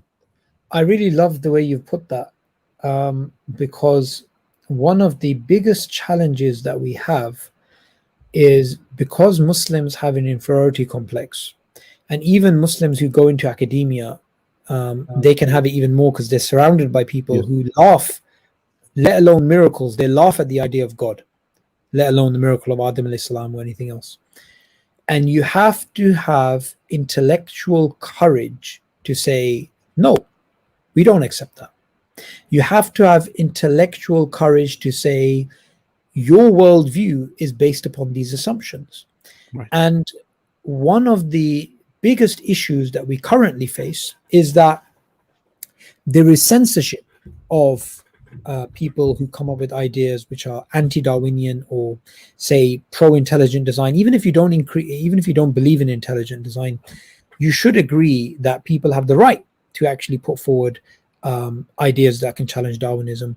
We have laws to protect the critique of Darwinism. I want everyone to just think about this. How many laws are there, Brother Muhammad, that protect string theory from challenges? I know of exactly 0. Yes. Sorry. Why are there laws to make sure that this theory is taught? And why are there laws to protect it being critiqued? Why is it that people are penalized and sometimes lose their jobs for critiquing it? Why is it that it is so difficult for even atheist biologists to come up with ideas challenging Darwinism? So they have to come up with things like the third way of evolution. Now, I just want to highlight something. The third way of evolution is a project in which you have biologists who are secular, who believe in, I just want to be clear, they believe in universal common ancestry, methodological naturalism is there. They just challenge the mechanism of Darwinism, which is natural selection. So they come up with alternatives. They publish peer-reviewed, they publish papers. They have scientists from Oxford, MIT, Harvard, China, all over the world. I came across this group and I found it shocking that these people do not have enough sufficient academic oxygen to speak up and critique Darwinism. So they've come up with their own project. Now, when I highlighted this in the Aaron Ra debate, I came back to the website and it had a caveat. And the website said, we have been notified that our website has been used by people who are creationists or intelligent design, but we don't subscribe to them. And, I was honestly thinking, these Darwinists, they will literally hound people even though they've escaped. So even though third way of evolution is a project independent from Darwinists, they would go and say, look, you guys are being used for intelligent design, and you just like us are, you're atheists and you're secularists, so put this on your website. Makes no difference, because when I used the third way of evolution, I used it not to say that these people believe in God, not to say they believe in intelligent design or you deny universal common ancestry. It was because they deny the mechanism. And the problem is, just like a bridge, you have a bridge with a road. If the road breaks, you can't cross. If the mechanism of natural selection breaks, you cannot have species A to B. You can't have universal common ancestry. You can't have the tree of life. You can't have that genealogy. So the mechanism and the history are connected, right? Yes. The problem that we currently have is that intellectual courage to challenge Darwinism does not exist. And where it does exist, and I'm just going to make a little plug here, people are censored, and people lose their jobs, and people have to self-censor in order to protect their jobs. A good documentary for this is No Intelligence Allowed. And this Saturday at 7 p.m. on my channel, I'm going to be interviewing Casey Luskin from I'm looking forward to that. Yes. Yeah, Intelligent Design Institute, and Discovery Institute, and he's going to go over the censorship of the critics of Darwinism and why there's that intellectual space has been curtailed. Inshallah. Wonderful. On this note, I have a question from the chat. Maybe I can ask that from Bawareth. Who are the other critics of Darwinism that characterize it as a religion or a cult? Are these types of academics and dissidents getting cancelled and kicked from their jobs? I highlighted, Julian Huxley. Who's he going to get cancelled by? He's one of their main guys. Michael Roos, they can try and cancel him, but he's too important in terms of where he fits within the Darwinian ecosystem. He's right up there at the top. So you do have other people like James Shapiro, Master Tashinai, who have, and Lynn Margulis, who have called out Darwinism. Lynn Margulis was very vocal. She considered Neo-Darwinism to be an Anglo-Saxon religion, Anglo-Saxon sect. So you do have those people facing academic challenges. And they've spoken about it. Lynn Margulis is passed away. She's the late wife of Carl Sagan, so she obviously isn't around to talk about this. But Masato Tashinai or James Shapiro or others, they do speak about these problems. Thomas Nagel, he's been cancelled. Thomas Nagel, Jerry Coyne is a famous Darwinist who has his Why Evolution is True blog, very famous blog.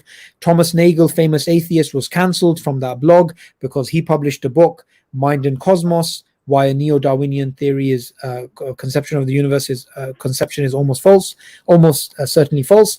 So he speaks about Darwinism as a philosophical naturalistic assumption and not being challenged, and why the origin of life story isn't basically correct. So all of this stuff, right, that he's writing, and he's published this book with Oxford, you would think he's not going to get cancelled, but he got cancelled. Jerry Fodor, he wrote the book What Darwin Got Wrong.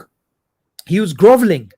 I'm sorry, there's no other way to put it. He was groveling in the book, saying, I'm an atheist.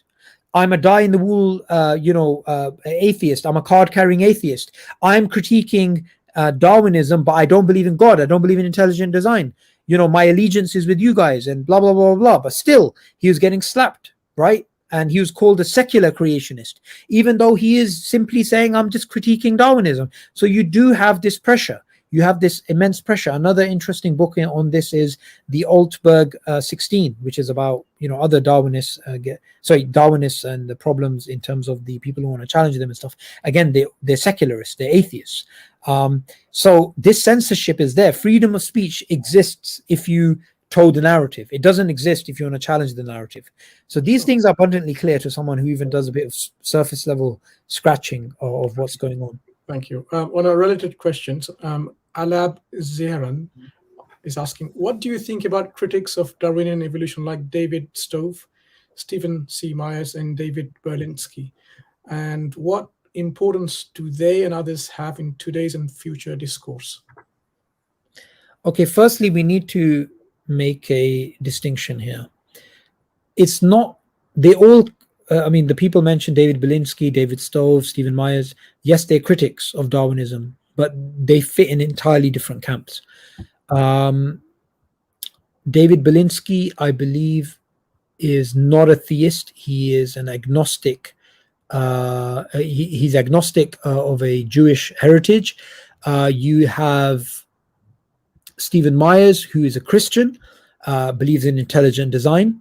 David Stove is an atheist, doesn't believe in intelligent design, and he accepts universal common ancestry, which I think Stephen Myers is ambivalent about. He doesn't, I haven't heard him affirming it or rejecting it. But I have a tremendous respect for all three of these critics, and there are a lot more critics than this. You know, you could just go to the Discovery Institute and see on the you know, the sort of people they have: Douglas Axe, Michael Behe, and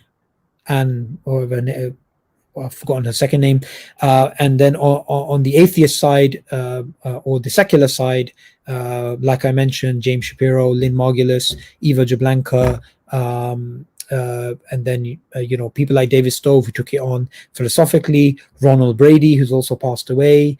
So yeah, I mean, these people exist. I mean, one of my favorites actually, in terms of challenging Darwinism, is Jonathan Wells.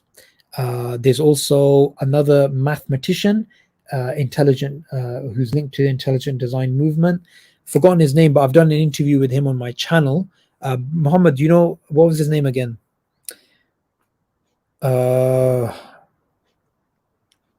Him and Michael Roos wrote a book about design. We'll get to that, inshallah, once we go to your channel. But yeah, on my channel, I've interviewed some of these people. Yeah. Yeah. Is it okay if we bring guests who have joined on the back chat already to come live and ask their questions now? Yeah. Yeah. Okay. So I think I'll get Brother Muhammad Ali at the stream. Assalamu alaikum. You're on mute. Brother, you have to unmute yourself. Yes. Assalamu warahmatullahi wabarakatuh. Can you hear me? Yes, we can hear you. How are you doing, Brother Muhammad? Fine. Wa alaikum salam wa rahmatullahi wa barakatuh. How are you, brother? Alhamdulillah. Alhamdulillah.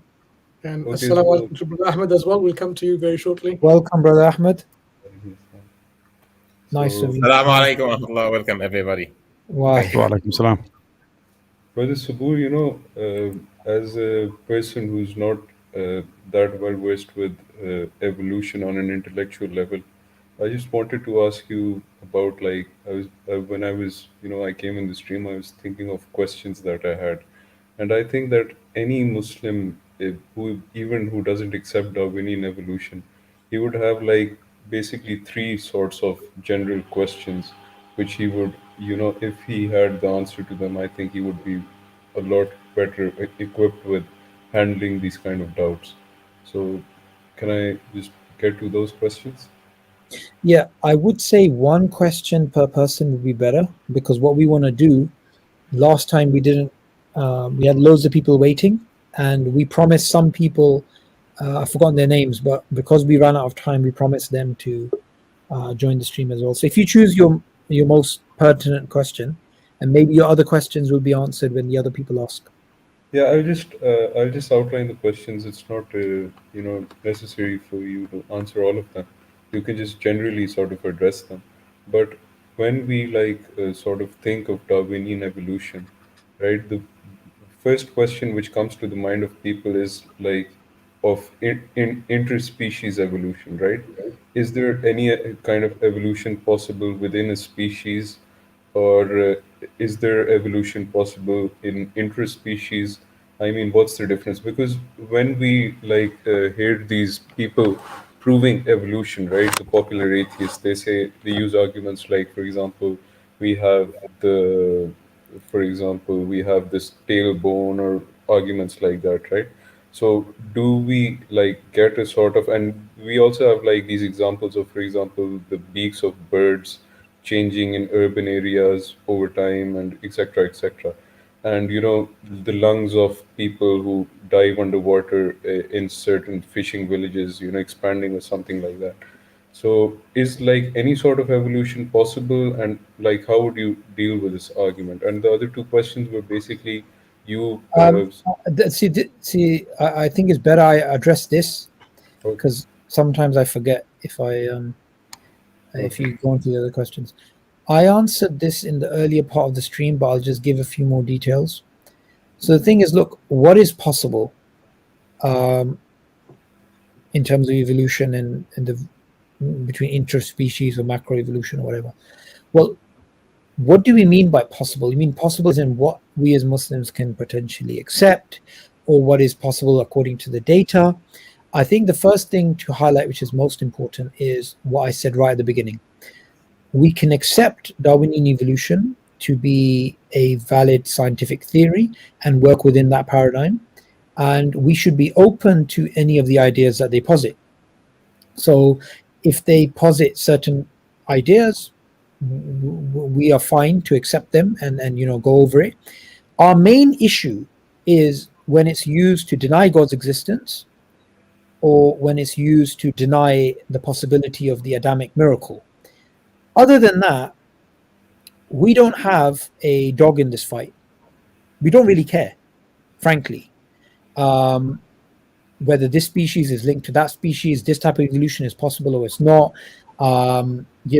Why should we make claims beyond which why should we make claims for which we have no evidence from the Quran and Sunnah to basically deny? There's nothing in the Quran which says that this species cannot be linked to that species. Allah says He creates that which you don't know. So I think we have to be super careful here. 90% or so of the questions that I get online about evolution and Islam are not relevant to Islam and evolution. I made this video on my channel a few weeks back called "Was Homo erectus Hanafi?" Right? Yeah, And it sounds really ridiculous. How could Homo erectus be Hanafi? But I did that to show the ridiculous questions which are being asked, or the ridiculous assertions that you get online with some people. For example, you may get an Islamic scholar saying evolution is kufr, or you may get somebody else saying, can we accept that animals like dogs are bred and you get different species? Again, all of these things are irrelevant. The most relevant thing is to speak about the epistemology, to speak about the two main challenges they give, which is to challenge God's existence using the design argument, and to challenge the possibility of the Adamic miracle. We can challenge that using the philosophy of science. We can challenge that using the contemporary problems within Darwinism. Other than that, everything else that they come up with, we shouldn't give a definitive answer of yes or no, because Allah knows best, right? And so we shouldn't make a criteria that will show us to be wrong, right, in the future. And I find many Muslims make strong statements about what's possible, what's not possible. But if you ask them, where in the Quran and the Sunnah did you get this from? Why did you decide to draw this battle line? They usually don't have an answer, except that they might have heard a Christian creationist say this from North America. And we don't need to do that. So for example, some Muslims, I had a Muslim, and I just want to highlight how ridiculous it is. One Muslim, he was literally rattled, and I was speaking to him, and he said, how do we justify that the earth is 6,000 years old? And I said to him, my brother, where did you get this from? I said, where did you get this idea that the earth is 6,000 years old? He thought we had to, as Muslims, defend this idea, right? So one of the things I do in my streams and my talks and my lectures is get Muslims to ask the right questions, and not ask questions and draw battles which are irrelevant and counterproductive to what we want to achieve. Yeah, but Brother Subboor, even when I'm watching your videos, you address, if I'm not wrong, you address these arguments of, finding bones, and then, for example, this Darwinism of the gaps kind of arguments, right? So, like, you're also addressing these arguments and you're refuting them because they're, I made a clarification near the beginning of the stream. I said, these things are only done to show the framework in live action. And if these things were not done, then they would make no difference to the argument. And as I mentioned last week, is the framework itself is sufficient. And if we use these scientific problems or gaps or whatever it is, without the philosophy, it's a lose-lose situation, because the philosophy dictates these things. So I didn't do those things in a vacuum. They fit within the framework, and without the framework, they don't fit. And even if they did not exist, the framework would be sufficient. I went into quite some detail in the beginning. I'm not sure if you caught that, but that's why I do these things. Okay, thank you. If I could, what I would add here, Brother Muhammad, is look, at the end of the day, Islamically, we have no reason to be pro-evolution or anti-evolution. There is no necessity for this, right? That's the first line that we draw. Now, for the people that say they think it's against Islam or human evolution is against Islam, some of those claims, as Brother Subboor was saying, is you're claiming knowledge that you don't have. You're claiming that you have some knowledge that has not been revealed to you, because we don't know how Allah made his creation. We have no idea. So we have to say, look, we're not pro-evolution, we're not anti-evolution, we stay away from it. Just stop the discussion. But what Brother Subboor is saying is, if you need to go into that field to have the discussion, here's how you address it. So our first action is don't even go there. Don't even look at it. Don't even entertain it. But if you need to, because somebody comes up to you and says, hey, you Muslim, why are you blah, blah, blah, I'm this, then we have responses. And I think one of the reasons we started this stream, and we discussed it in depth actually as brothers around with and a lot of experts, we said, look, we have brothers and sisters around the globe who are being confronted with this theory and these discussions, and they consequently, because they believe we don't have any answers, their faith is either shaken or they leave Islam. And all we are doing with this stream is saying, look, not only do we have answers, we have academically and theologically strong foundations to be able to answer these questions, but we don't, because we don't need to. Because it doesn't affect my aqidah or my ability to read salah or fast, whether I believe in evolution or don't believe in evolution. There is no dependency. I just wanted to add to that there's something important I mentioned previously. So we affirm as Muslims that Adam al-Islam existed and did not have a father and a mother. However, we still have to challenge Darwinism because number one, like I keep mentioning, they've been lying to the public for many, many years, and it's a theistic challenge. And the way that the argument is framed is that it destroys the design argument.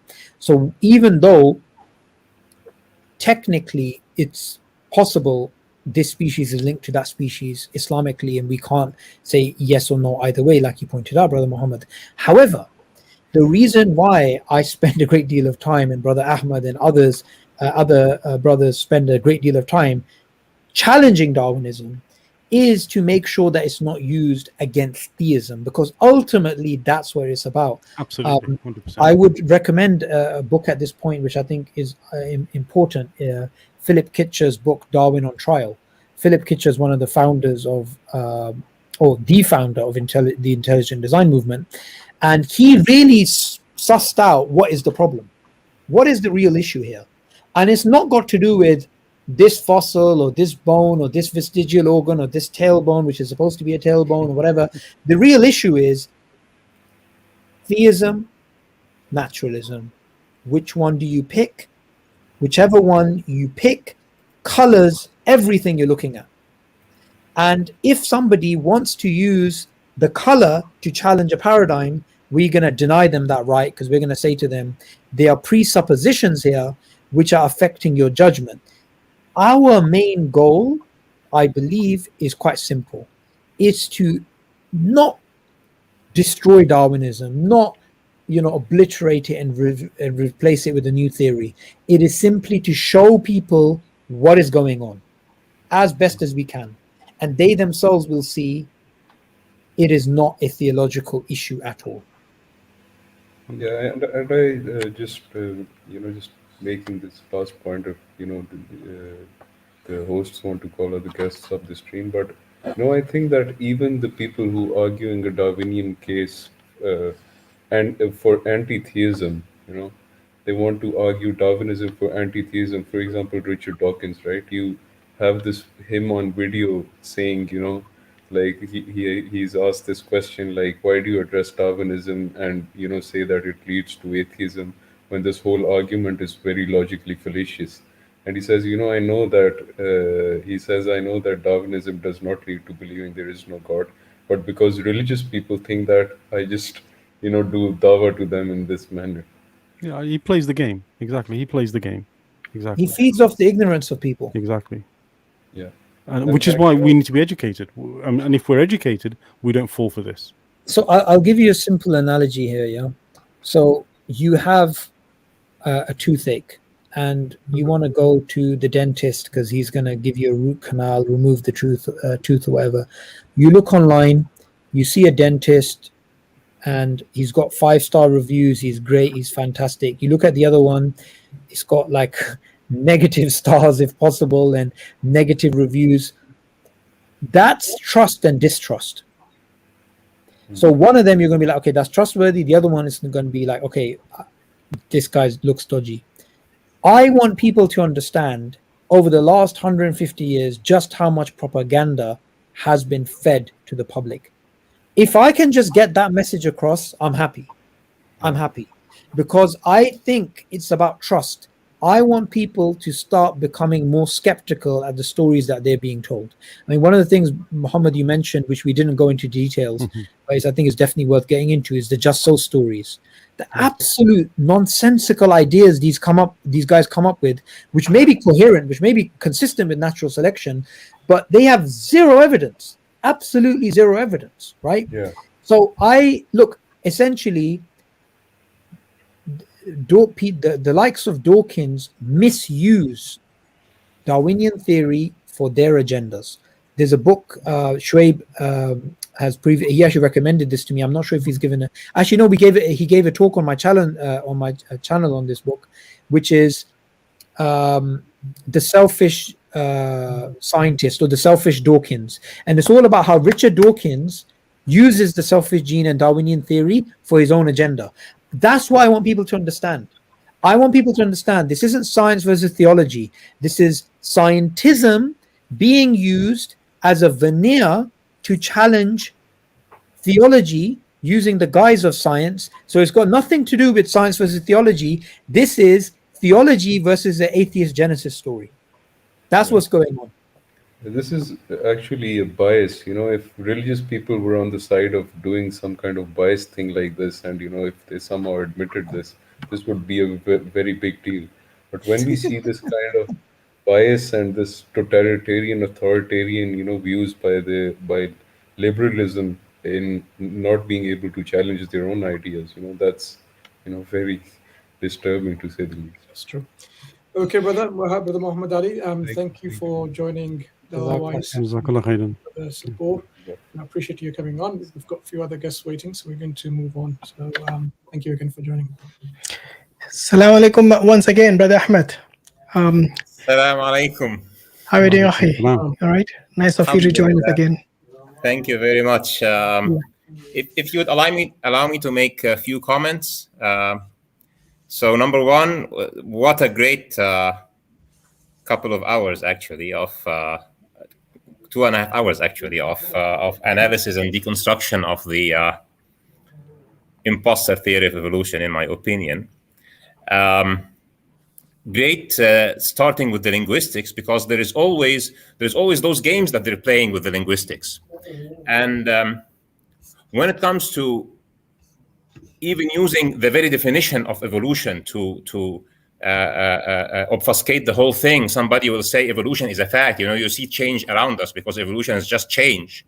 And then, okay, but evolution refers specifically to the matter of chance, which is random mutation, being led by a blind mechanism called natural selection, causing everything around us, which is totally not related to the very observation of change, but actually to the explanation of it. So nobody has a problem that change occurs, but the issue is how it occurs. Now, one very important thing that you mentioned, Brother Subboor, was the matter of mutations. So they would say, okay, mutations, they are predominantly harmful, but then there are sometimes beneficial. Actually, I have known or learned about a very, very, very small amount of beneficial mutations, actually, that are there, that are really beneficial.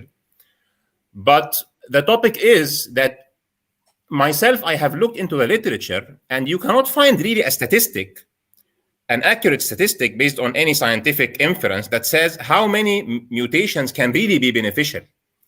And essentially, the fact that the biological systems will counteract any mutation whatsoever, because the system just sees that the DNA has changed, it will go and repair it, it will go activate a DNA immune system. For the biological being itself, any change is not needed. Any change should be muted. And I was in a debate actually yesterday with an evolutionary biologist, and he was just flat out there referring to the Lenski long-term evolution experiment, where E. coli evolved into metabolizing citrate, which it didn't when they started.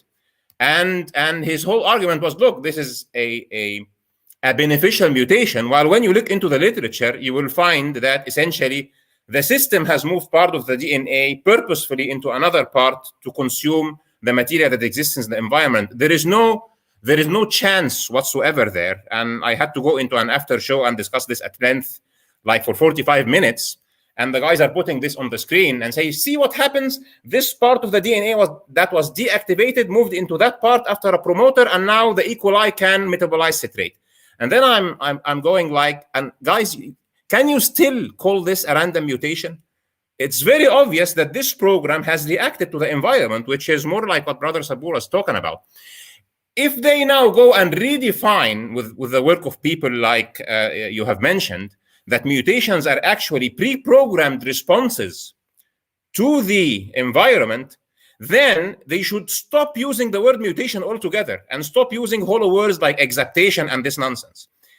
When you change the definition of the word, you would rather change the word itself. Otherwise, it is intentional obfuscation that they are doing over and over and over again. And exactly what you said is really beautiful. When they cannot win them, they join them. When evidence against the theory comes out, they just call it something and take it under the umbrella of the theory, which is number one, unfair, number two, dishonest, number three is technically lying. Yeah. Now you have beyond mutation, because this whole thing is, descent with modification by natural selection acting on random mutations. Natural selection itself. I have a comment when you said that it's not like chance or randomness, it is chance or randomness shaped by natural selection. Well, I have a few comments about that. Number one, natural selection maybe not random, but it is blind. Yeah. So what I call this stupid theory is you have chance being acted upon by blindness. So chance acted upon by blindness takes it nowhere. And I will give specific examples. Number one, natural selection is completely sexual. It relates to reproductive success. So, for example, there is a syndrome that is among Jews, among Eastern European Jews, called Tay-Sachs. And Tay-Sachs is a dangerous neurological syndrome, and it causes plenty of problems. But the whole thing is, it causes those problems beyond the age of maturity. So somebody can get married and have many offsprings, and then maybe he's 30 or something, or beyond, after he has brought about kids, and it shows up. So natural selection is completely oblivious about it.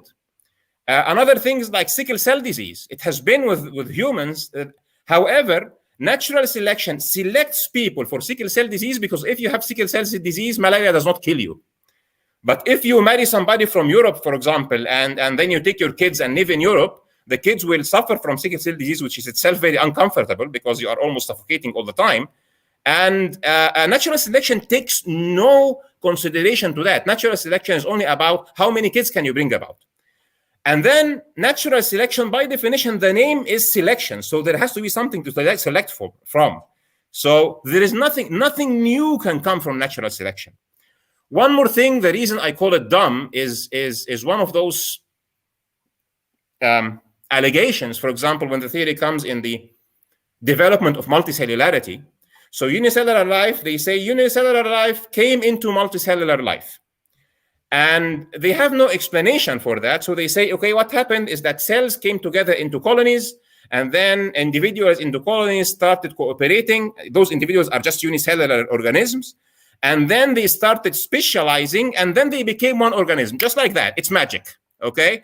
I laugh at this because no matter how many bees are cooperating, they do not become a big bee. They are still individual bees.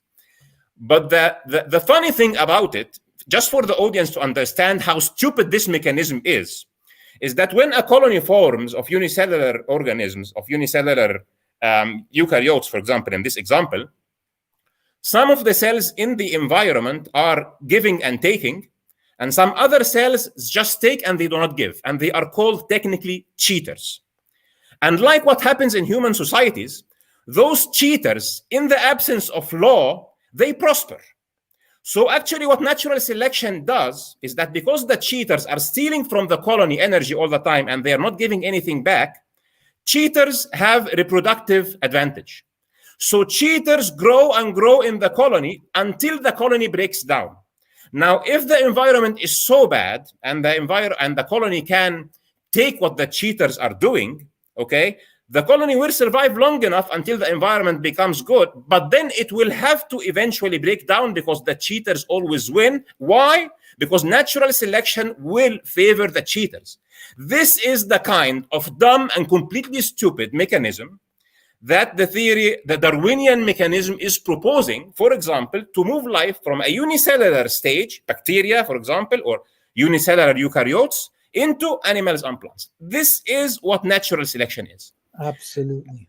And so I just wanted to stop here because when you said the statement that natural selection shapes mutations, natural selection is that what really happens on the ground. Number one, natural selection will not bring forward anything that is really new. Number two, probably the mutations that natural selection pick from are not really mutations. They are pre-programmed adaptive responses to the environment that we are learning today. They are coming under new names like epigenetics or whatever other names. But I am sure with time, as it happens already, with time goes by, more and more of what has been called mutations will, when they say mutations, they mean it's completely random. Turns out to be not random at all. And I am sure this is essentially what will happen with things like lactose intolerance, which is now, it is very well known that lactose intolerance happened many times independently, and chance just does not happen this crazy way. Another thing I liked very much when we were talking about extinction is that like 99.999 something of all creatures have gone away. And then when you look at the fossil record, and then when people are showing you those phylogenetic trees, which shows the ancestry that is claimed, I want anyone from the audience to open the internet and Google any phylogenetic tree for any creature that you can select on your own discretion. And I challenge you to find any lineage for any single creature that lives on Earth today that connects this modern creature to Luca, to the last universal common ancestor of whole life, or even to the last universal eukaryotic ancestor. You will find zero creatures, and I'm sure of zero creatures where you can trace the lineage from the modern creature back to the last universal common ancestor, or even to the last eukaryotic common ancestor, because all what is there after the very thin layer of the modern time, for example, where you can see lineage of dogs breeded from dogs, is hypothetical common ancestors that are essentially an artifact or a conclusion from nested hierarchies. There are no creatures there, essentially. So really, it's not only about all those being extinct, but really all the ancestors are primarily hypothetical, including the Luca itself and the Lika and all the other universal common ancestors. So it's not only a matter of statistics, but also a matter of painting drawings that have no reality. I'm not sure if you... I absolutely agree with you. Sorry to intervene. There's somebody in the chat called Philip Simpson, and they're writing comments like 99% of evolutionary theory has been proven as a fact. Not a single percent of theological theory has been proven as a fact ever. So Philip Simpson, you're welcome to join us. But just on this comment, I just wanted to say that it's nonsensical to say something's been proven as a fact if only 99% of it. So you've actually confused yourself and refuted yourself at the same time. But also, Brother Ahmad, you've said something wonderful, which is your earlier part about natural selection I really enjoyed, and I recommend that we put the debate in the description as well, because the debate just happened yesterday. I mean, in essence, what you're alluding to is that at best, natural selection is a force for conservation of what's there, not creation. It can't create anything. It's impotent. It's powerless. It doesn't have any creative power of any sort. That's essentially what you're saying, isn't it? Absolutely. And what I want to also say is that, number one, the word selection is essentially what you've just said. It selects the best from what exists. And I have very big objections to the word natural, because natural selection is not natural. Natural selection is programmed in the very DNA of the creature. Why? Number one, the DNA of the creature itself is what provides the variety that natural selection will select from. Number two, the epigenetic layer of the DNA, which is essentially the cis regulatory components and the other epigenetic stuff, is what causes features that are typically dormant to flourish under specific conditions, so that natural selection can find them and select from them. So the word natural is completely linguistically misleading. It should be called genetic selection, at least, or something. Just find something other than natural. Yeah, I agree with that. I just wanted to highlight, can we go to the comment of Philip Simpson? He responded to Mansur and Hashim, if you could please go to that 953. No, after that, 953. So that's the blunder. So in response to the blunder of, he says, prove to me existence of God. Do you know what, Philip? You've actually said the right thing. It is essentially about theism versus naturalism. Thank you for pointing that out. So let's stop having these things, oh, it's 100% true. That's the real issue. So you're welcome to join in, or you can't join. He said he can't join. Okay, if you can't join the live stream, then no problem. You could email DawaWise, and you could, come on to the live stream in a time that you actually can. Sorry to cut you off, Brother Ahmad, but one of the things I like to do, and I'm glad you did this yesterday, we're not here to sit amongst each other and say, oh, Mansur, I agree with you. Hashim, do you agree with me? Yeah, I agree with you. Ahmed, do you agree with me?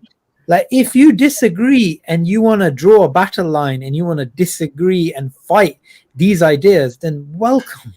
Welcome to the stream. Exactly. That's the whole purpose of this stream. Yeah. What I would also add, Brother Ahmed, as well. Comment section typing, right? And then when we're asking you to join, you refuse to join. Yeah, don't be a keyboard warrior. Yeah, don't be a keyboard warrior. If you want to join, this is something I really love debating, right? Brother Ahmed's debate, I haven't seen yet, but I want to watch it, especially now that he's going over some of this stuff. The fact is, look, we're not scared of having a discussion with Darwinists. It's Darwinists who say, we don't want to talk to you because we're going to give your ideas credibility. That's so dumb. That's like a Christian saying, I don't want to debate Hashim because it's going to give Islam credibility. It doesn't make any sense. It's sad that you guys don't want to debate us, but you want to. I want to make a quick comment, Brother Ahmed. So I think natural selection also, it is also a qualitative statement as well, right? Which a lot of people forget, because when you say it chooses the best, there's a decision process there clearly. So how is it deciding what is the best? It must have foreknowledge, Absolutely. Right? For an environment that hasn't come about yet. Absolutely. And this is why I hate the fact that they call it natural. It has nothing to do with the environment. It is essentially an individualistic response pre-programmed into the individuals that is at the collective will bring about advantage to the individual that can reproduce more. So, and this essentially, at the end of the day, means the preservation of the species. Sometimes it doesn't even bring about the best, like the example that I have said. Sometimes it favors cheaters. Think of this: in a society where there is no rule of law, thieves will flourish. All right? Absolutely right. Yes. So natural selection is not a thing. There is nothing called natural selection. There is nothing in nature that is floating in the electromagnetic field of nature or something that selects something. There is not. It is funny that they even call it this, because their whole theory is based on the absence of intent and purposefulness. So this is really ridiculous. And and the example, sometimes natural selection favors diseases. And Richard Dawkins himself, in many interviews, he said this: I cannot explain how humans have intellect, poetry, and mathematics given natural selection. Because natural selection cares about somebody who runs fast from the tiger in the jungle. And you are claiming that we were essentially apes running from tigers in the jungle. Apes are very good by climbing trees and not very good at running fast. And guess what? Humans cannot climb trees. Humans are feeble and very weak compared to chimps. And it will not help you if I throw you tomorrow in the jungle that you can say poetry or do mathematics or solve differential equations when the tiger is coming at you. So it doesn't make any sense giving natural selection that humans look the way they are. Humans, according to natural selection, have to be as strong as chimpanzees, which are hugely stronger than us. And then natural selection can pick the chimpanzee that has better intellect. But their theory is totally contradictory towards their narrative versus the facts on the ground.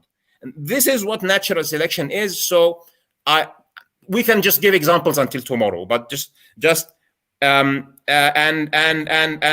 even some of the things I was attending that course in one US university about genetics and evolution, and the lecturer, who is miserably a Muslim, is saying, for example, look at some of the evidence for human chimp ancestry, or humans are great apes, that, for example, vitamin C cannot be produced by the bodies of humans. And this is a common feature with some of the great apes. Well, tell me, please, how did great apes lose in the first place the function of metabolizing or producing vitamin C? Because if they have ancestry in the other creatures that came before them that did do this, why did they lose it? Exactly as we were saying, Brother Muhammad, did natural selection foresee that humans will invent culture and cook food, for example? Well, to me, the argument is really simple. I think the phrase natural selection, by definition, implies foreknowledge, and therefore implies a creator. Absolutely. By definition, it is built Absolutely. In. So, I mean, the short answer, that's the short answer. So, end of argument. Khalas. Yeah. And then I will have a small example about gradualism. So in that debate also, I was telling him it isn't essential. And I was debating a professor, Dr. Dan Stern, who actually teaches evolutionary biology with a PhD, I think, in biochemistry and molecular biology. And I was telling him the predictions of the theory, just exactly like Brother Subboor was saying, of Darwin and of others that came after him, is that gradualism is a mandate. You have to see gradual change. And something like the Cambrian explosion doesn't, and there is like 7 or more events as huge as it in the fossil record. And he says, well, that's punctuated equilibrium, exactly as you were saying. And then I came after him because I told him before, please do not use hollow words, because punctuated equilibrium is not an explanation. It is just a tag. It's a name tag. Okay? Punctuated, explain to me what is the mechanism that causes punctuated equilibrium, that causes these sudden glitches in the fossil record. And then you have crickets. There is no answer. So at the end of the day, the theory keeps on and on. using hollow words. You mentioned the Cambrian explosion, and I want to tell the people who are listening to this, whenever you hear a naturalist or a Darwinist telling you it took billions and billions of years, let me please tell you that every single creature that you can see with your bare eyes that lives on this planet, every single creature that you can see with your bare eyes, so this excludes only microscopic creatures, okay? Single cell creatures or creatures of those sort. Every one of those has not been living on planet Earth before 540 million years ago, because this is when the Cambrian explosion started. And the Cambrian explosion took somewhere from 11 million to 25 million years in length. And this means that the majority, that everything that you can see with your bare eyes today has happened primarily, its roots in the tree of life has emerged only in a matter of 10 or 12 million years, maximum 25.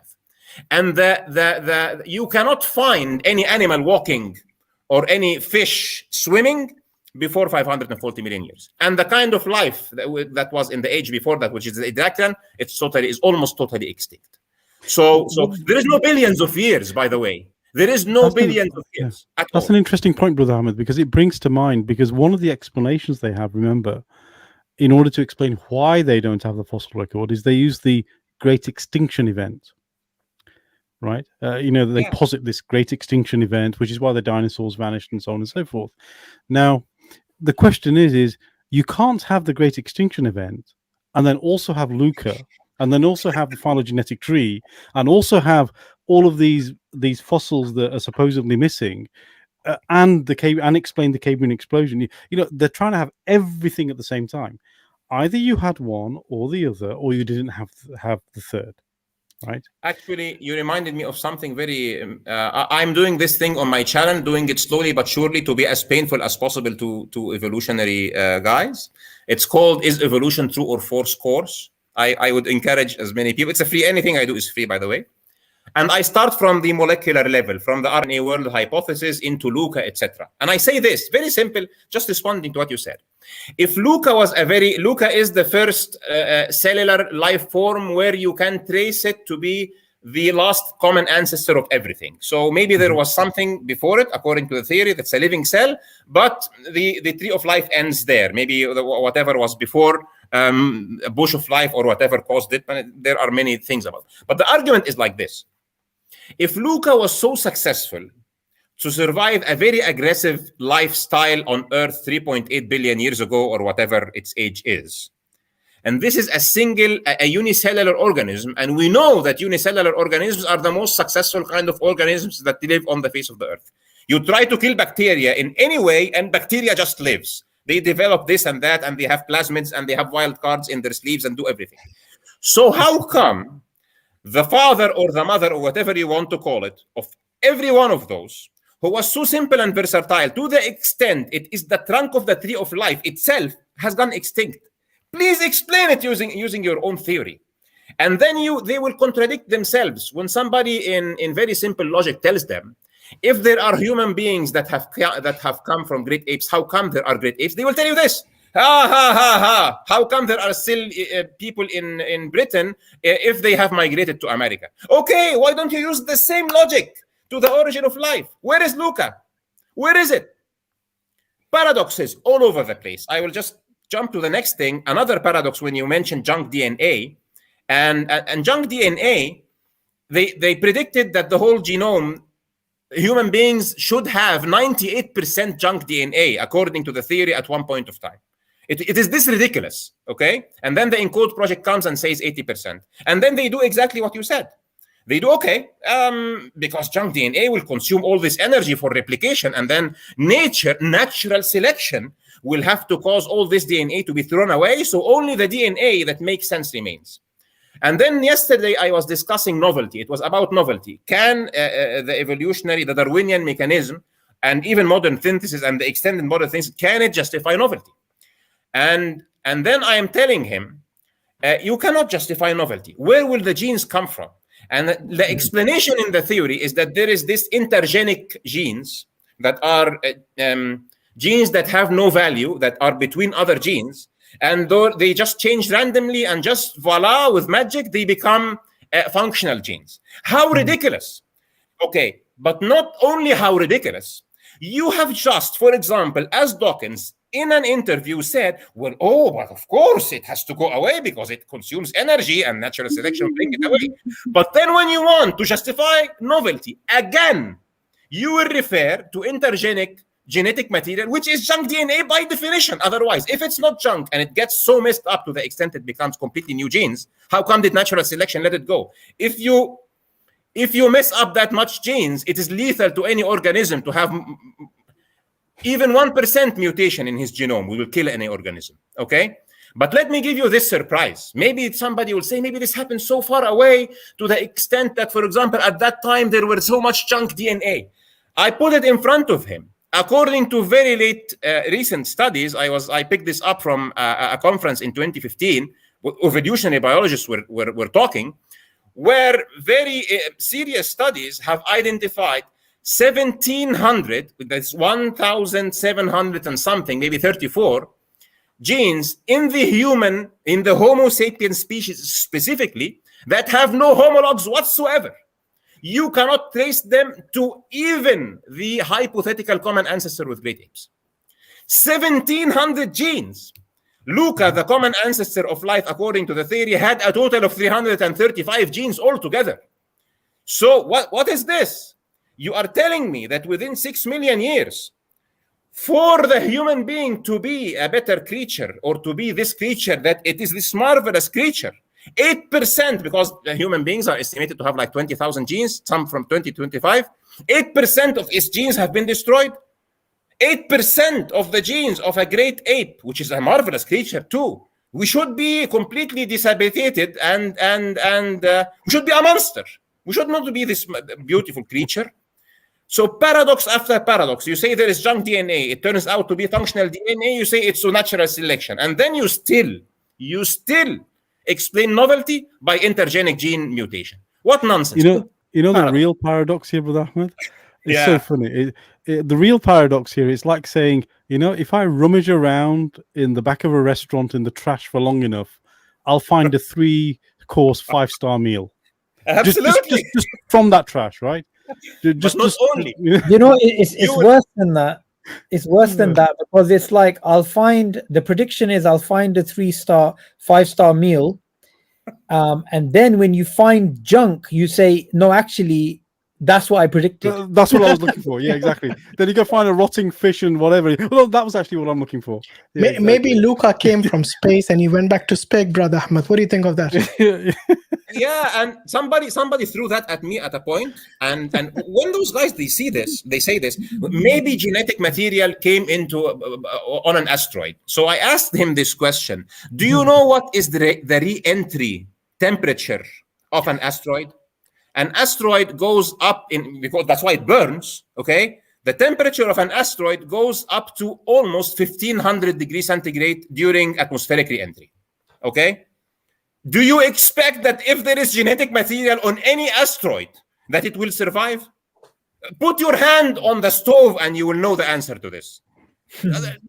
Even panspermia doesn't make any sense unless you say that aliens came into spaceships and impregnated planet Earth. And then tell me, how did aliens arrive if they impregnated Earth 4 billion years ago? What was their evolutionary path? And then their huge technology to be able to transfer faster than the speed of light or go through, I don't know, wormholes or whatever. How many billions of years do you need? There isn't enough age in the universe for this. It's complete. This is the kind of theory that we're talking. This is the reality of the kind of theory that you're talking about.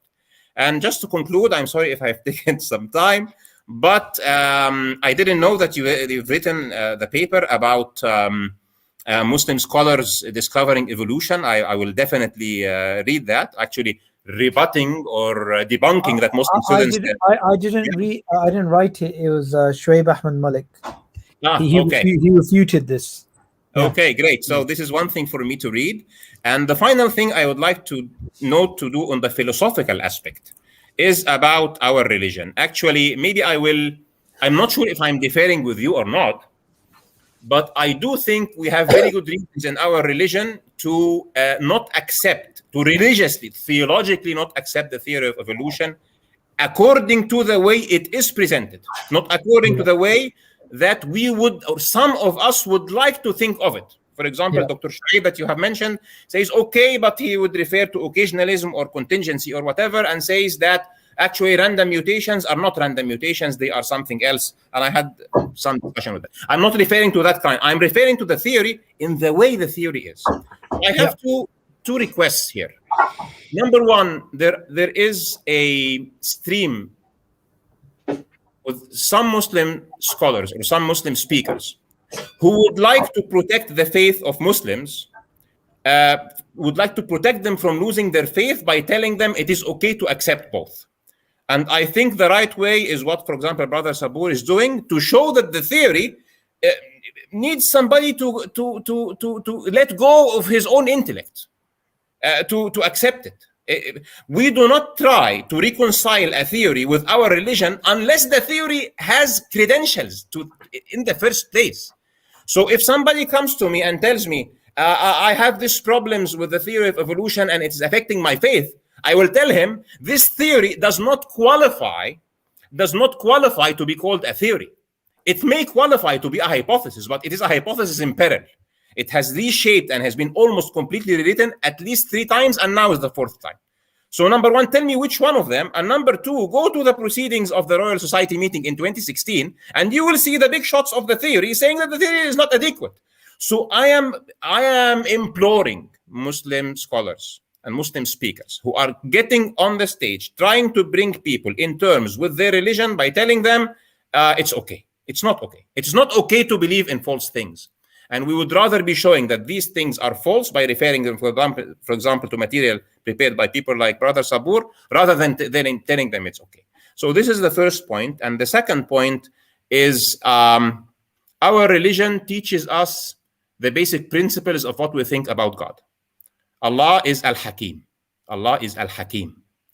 And it is not, the theory of evolution says, so many mutations that are predominantly harmful that will generate abominations, okay? And natural selection will rule out the abominations and keep the good ones.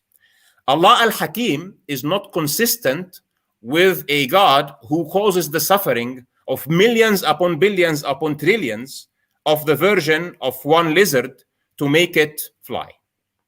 This is not Allah Al-Hakim. Allah Al-Hakim, if he wants to make a lizard into, he wants to make a dinosaur into an avian dinosaur into a bird, he will not do it by causing billions upon trillions of abominations and suffering. This is not what we think about God. And the second reason I think it does not mix well with the Quran is that Allah says this, قُلْ سِيرُوا فِي الْأَرْضِ فَانْظُرُوا كَيْفَ بَدَأَ الْخَلْقِ ثُمَّ اللَّهُ يُنْشِئُ النَّشْأَةَ الْآخِرَةَ. Say, O Muhammad, walk the earth and see how creation has started, and then Allah will make the second coming or the resurrection. So there is a parable made between the way God has started creation and how he will repeat the creation. So is it a suggestion that we will accept whether chemical evolution or biological evolution as the way of the creation, and then it should be the case that Yawm al-Qiyamah, we will start again from Luca, become apes, and then become human beings? I don't think this is what our religion suggests. And then he says this, سَنُرِيهِمْ آيَاتِنَا فِي الْآفَاقِ وَفِي أَنفُسِهِمْ حَتَّى يَتَبَيَّنَ لَهُمْ أَنَّهُ الْحَقُّ. We will show them our signs in the horizons and within themselves until it is evident to them that it is the truth. And he points to 2 places. And it is not a coincidence that those 2 places are the 2 very places that atheists are very adamant to maintain a naturalistic view. Number 1, cosmology, the horizons of our knowledge. And number 2, biology, inside ourselves, as the pinnacle of the godly creation. So is it philosophically accepted according to that when we look into ourselves and when we look into the start of the creation of living things, that we find that the mechanism is randomness? God is telling us, if you want to find me, look at the frontier of your knowledge. Today, the frontier of our knowledge is the frontier of space and the frontier of molecular biology if we look inside ourselves. Is it expected philosophically that God is telling us this so that we will go to the frontier of cosmology to find that quantum fluctuations, which is a random event, has created the cosmos? And is it accepted philosophically that he is pointing us to this, to go into ourselves, to find that essentially random mutation, which is completely chance, is led by this stupid blind mechanism that has no foresight called natural selection that has created Luca, 2 human beings? Is this what God wants us to find?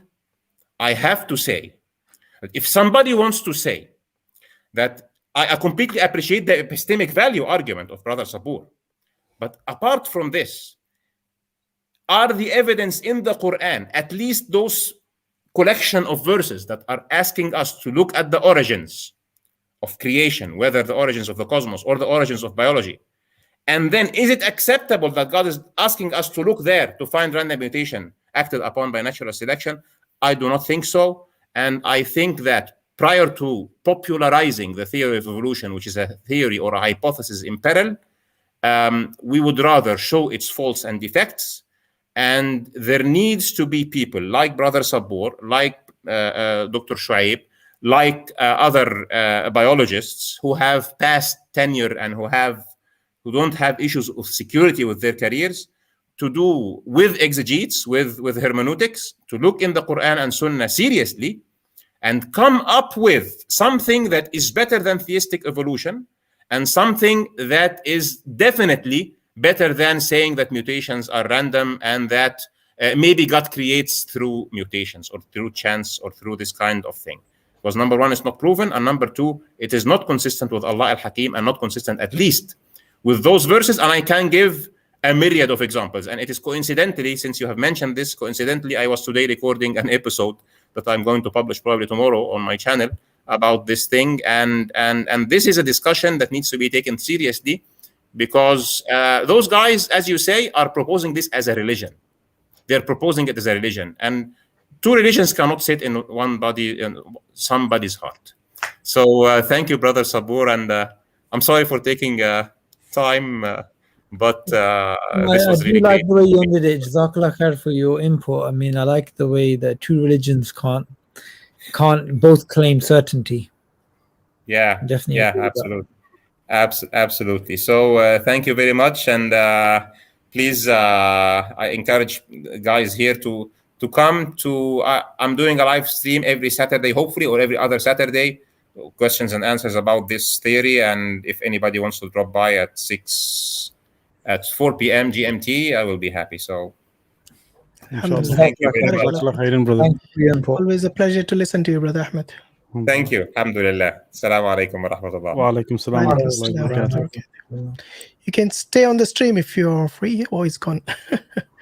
Okay, there's a brother who's been waiting for a while, so just going to put him on. Brother back. You need to unmute. Assalamu alaikum wa rahmatullah. Wa alaikum salam wa rahmatullahi wa barakatuh. How's the sound?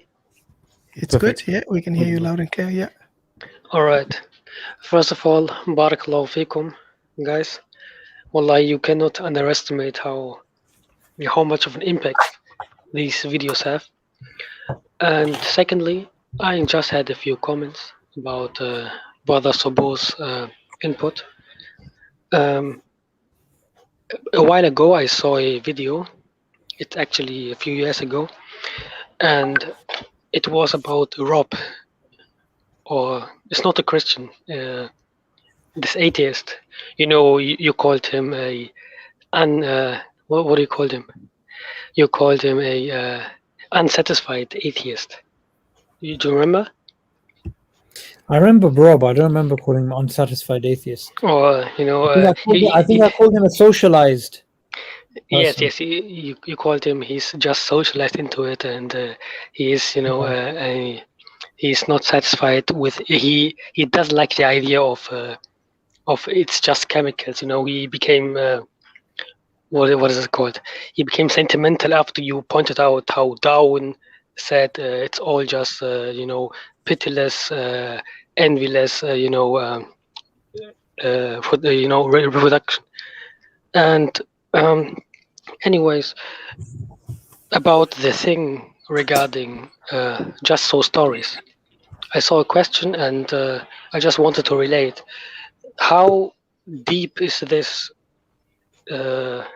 phenomenon in academia, in modern evolutionary academia, just so stories, and they basically just hand wave, isn't it?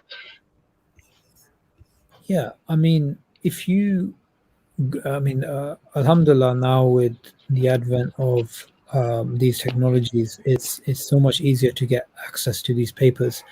If you go to Google Scholar, so it's like a search engine but for academic papers, and you put in just so stories, you'll find academics using the term just so story as an academic label. It's not just a popular slogan. It's very well known. Richard Lewontin, Stephen Jay Gould, they wrote a paper called The Spandrels of St. Marco and the Panglossian Paradigm. Some long, weird title. So, they speak about this issue and how these stories are being churned out. So this is quite well known. What's not well known is how easy it is to come up with these stories. And again, I'm not saying that scientists cannot come up with hypotheses and challenge them, because they're supposed to do that. No one, Stephen Jay Gould, Richard Lewontin, no one's saying you can't do that. The problem is it's presented as not a hypothesis to be tested, but a consistent story arbitrarily made up based upon the data is used as a placeholder for evidence. That's the problem, right? And there's an abundance literature on the problem of just so stories. Yes. And another point, because the reason I mentioned Rob is because I see him as a archetypal, layman, in the sense of an atheist who utilizes Darwinian evolution, to pander, to these atheists, and he basically just, it's as if you ticked all the boxes, of fallacies and all the faults you can commit. For example, definitionally, he basically just regurgitated, the definitions of in the evolutionary biology, where the Darwinian behavior is made into almost a tautology, and how does un-Darwinian or not Darwinian behavior look like, and you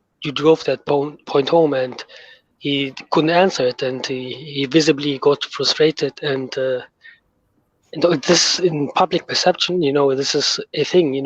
If I ask, my neighbor or my, let's say, someone, a butcher, and these questions, they just regurgitate all these things. And these videos, I think this is a reason why these streams and these lives are important. Yeah, absolutely. Another question, if I may. Yeah. There are persons and academics, in the sphere. For example, David Berlinski, if I'm not mistaken. Do you know him? Yep. And him, Stephen Myers, and others. Do you know, are they getting cancelled? I have a live stream on this on Saturday on my channel. So I have Casey Luskin from the Discovery Institute, and we're going to go over this in some detail. So you can join us for that. And, you could see, everyone's getting cancelled who's anti-Darwinism. There's no doubt about that. All right. Khair, inshallah. Jazakallahu Allah khairan. And good night, inshallah. Assalamu alaikum. Okay, looks like we have come to the end of our stream here. So, barakallah feek, everyone, for your patience and for your comments. So, alaikum salam to everyone, those who have greeted us or we are unable to greet. And one important thing I want to mention, which we don't mention very often, is we really appreciate the help of all the mods who help with the stream and during the live streams, especially in the comments. They really do work hard voluntarily. May Allah reward them all. May Allah accept from us all. So Jazakallah khair for that. And those who are listening, who find value in this live streams, in our videos, please do subscribe to Darwinists. A lot of people who watch our videos, unfortunately, do not subscribe. Subscribing helps the channel not only grow, but also pushes it more widely on the internet, so other people can benefit from it. And inshallah, it will help you to gain the reward as well, because you're helping in the overall scheme of things in helping us to basically, all these channels, all the Dawah channels which are working hard, basically bringing guests like Brother Subboor. It takes a lot of effort, a lot of time. So a lot of energy and a lot of effort goes into this. So you'll be helping all these brothers. Not only that, but you'll be helping the listeners, the viewers, to understand and to educate from Islamic perspective. But this is all considered as Dawah. And inshallah, this is going to be something that you will see the reward in the akhirah, inshallah. This is going to be something which will be permanent for you in the on your records, inshallah. So Jazakallah khair for helping us and helping the Dawah. And please do subscribe, share, and comment if you can to help the algorithm. Brother Subboor, do you want to say something for the guests, inshallah? I mean, for the viewers? Yeah. Firstly, just like to thank you, Mansur and Hashim and Muhammad, for setting up this live stream. I think it's very important to have these discussions. I mean, I'm not a fan of us bringing on people who always agree with us, but I guess nobody who disagreed wanted to join. Nonetheless, look, at the end of the day, we all have a sort of link to Speaker's Corner, and what is it all about?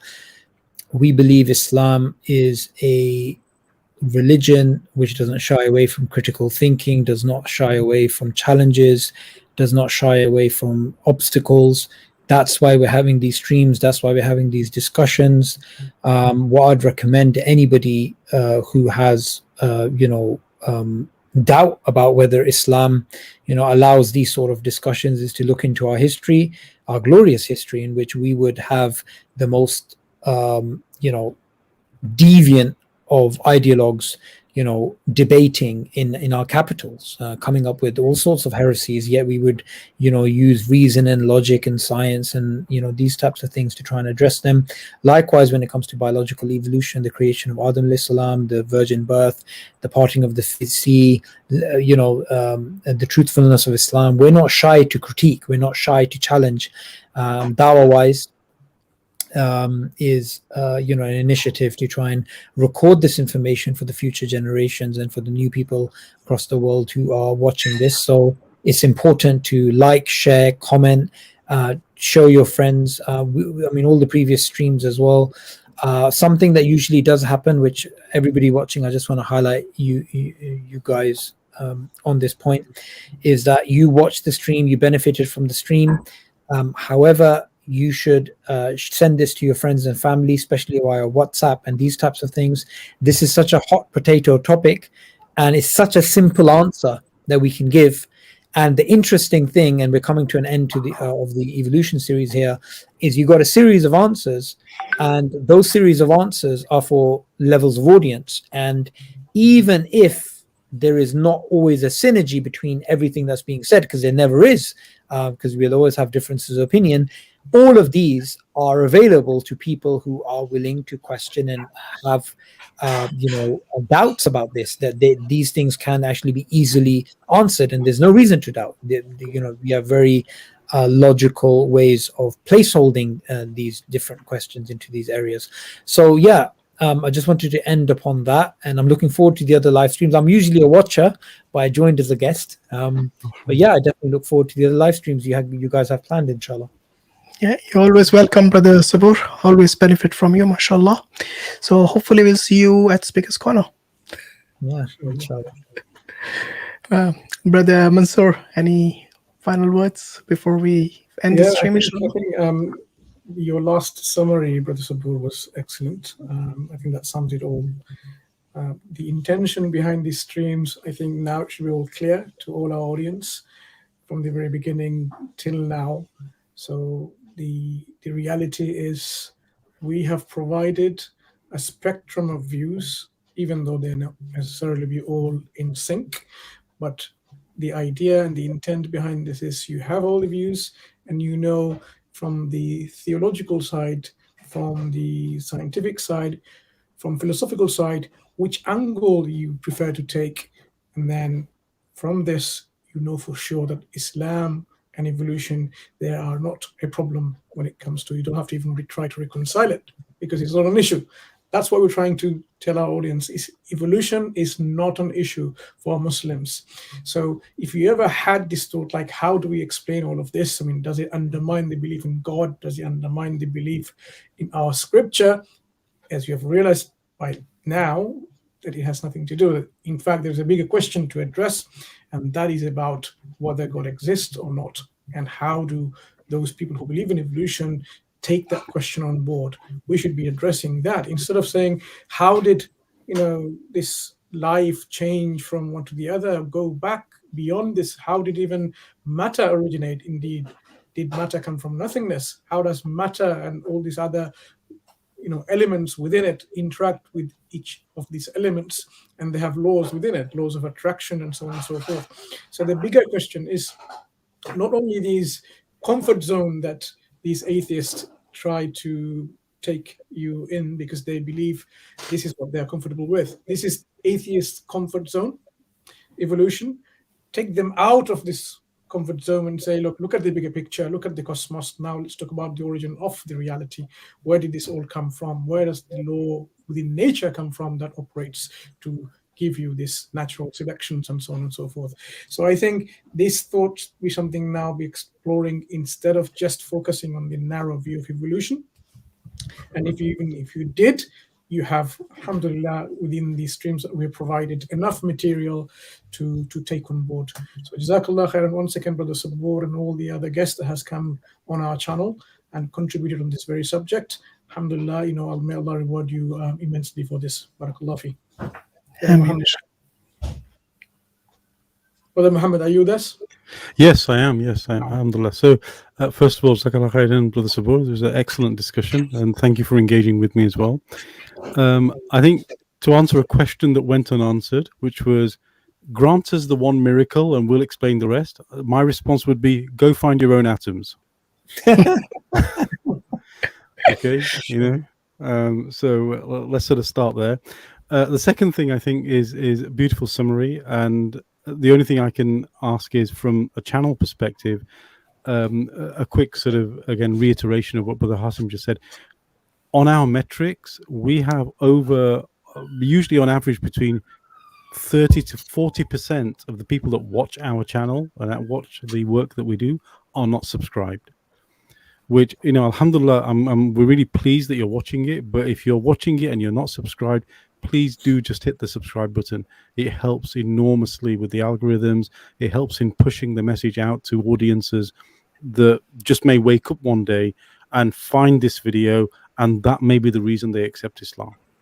Yeah. Okay, and because you will have hit subscribe, alhamdulillah, it will weigh heavy on the day of Qiyamah, or when you are judged, inshallah. Allah, God willing. So, please play your part. Please, be party to some of the benefits, inshallah, that Allah may give to us. And I will just leave it on that message. Jazakallah khairan. And don't forget to subscribe to Brother Subboor's channel. He's doing streams, no, of course, yes, very regularly as well. Okay, Barakallah Feek. I think with that we end the channel. Subhanallah wa bihamdihi, subhanakallahumma wa bihamdika, nashhadu an la ilaha illa anta, astaghfiruka wa atubu ilayk. Wa alaikum.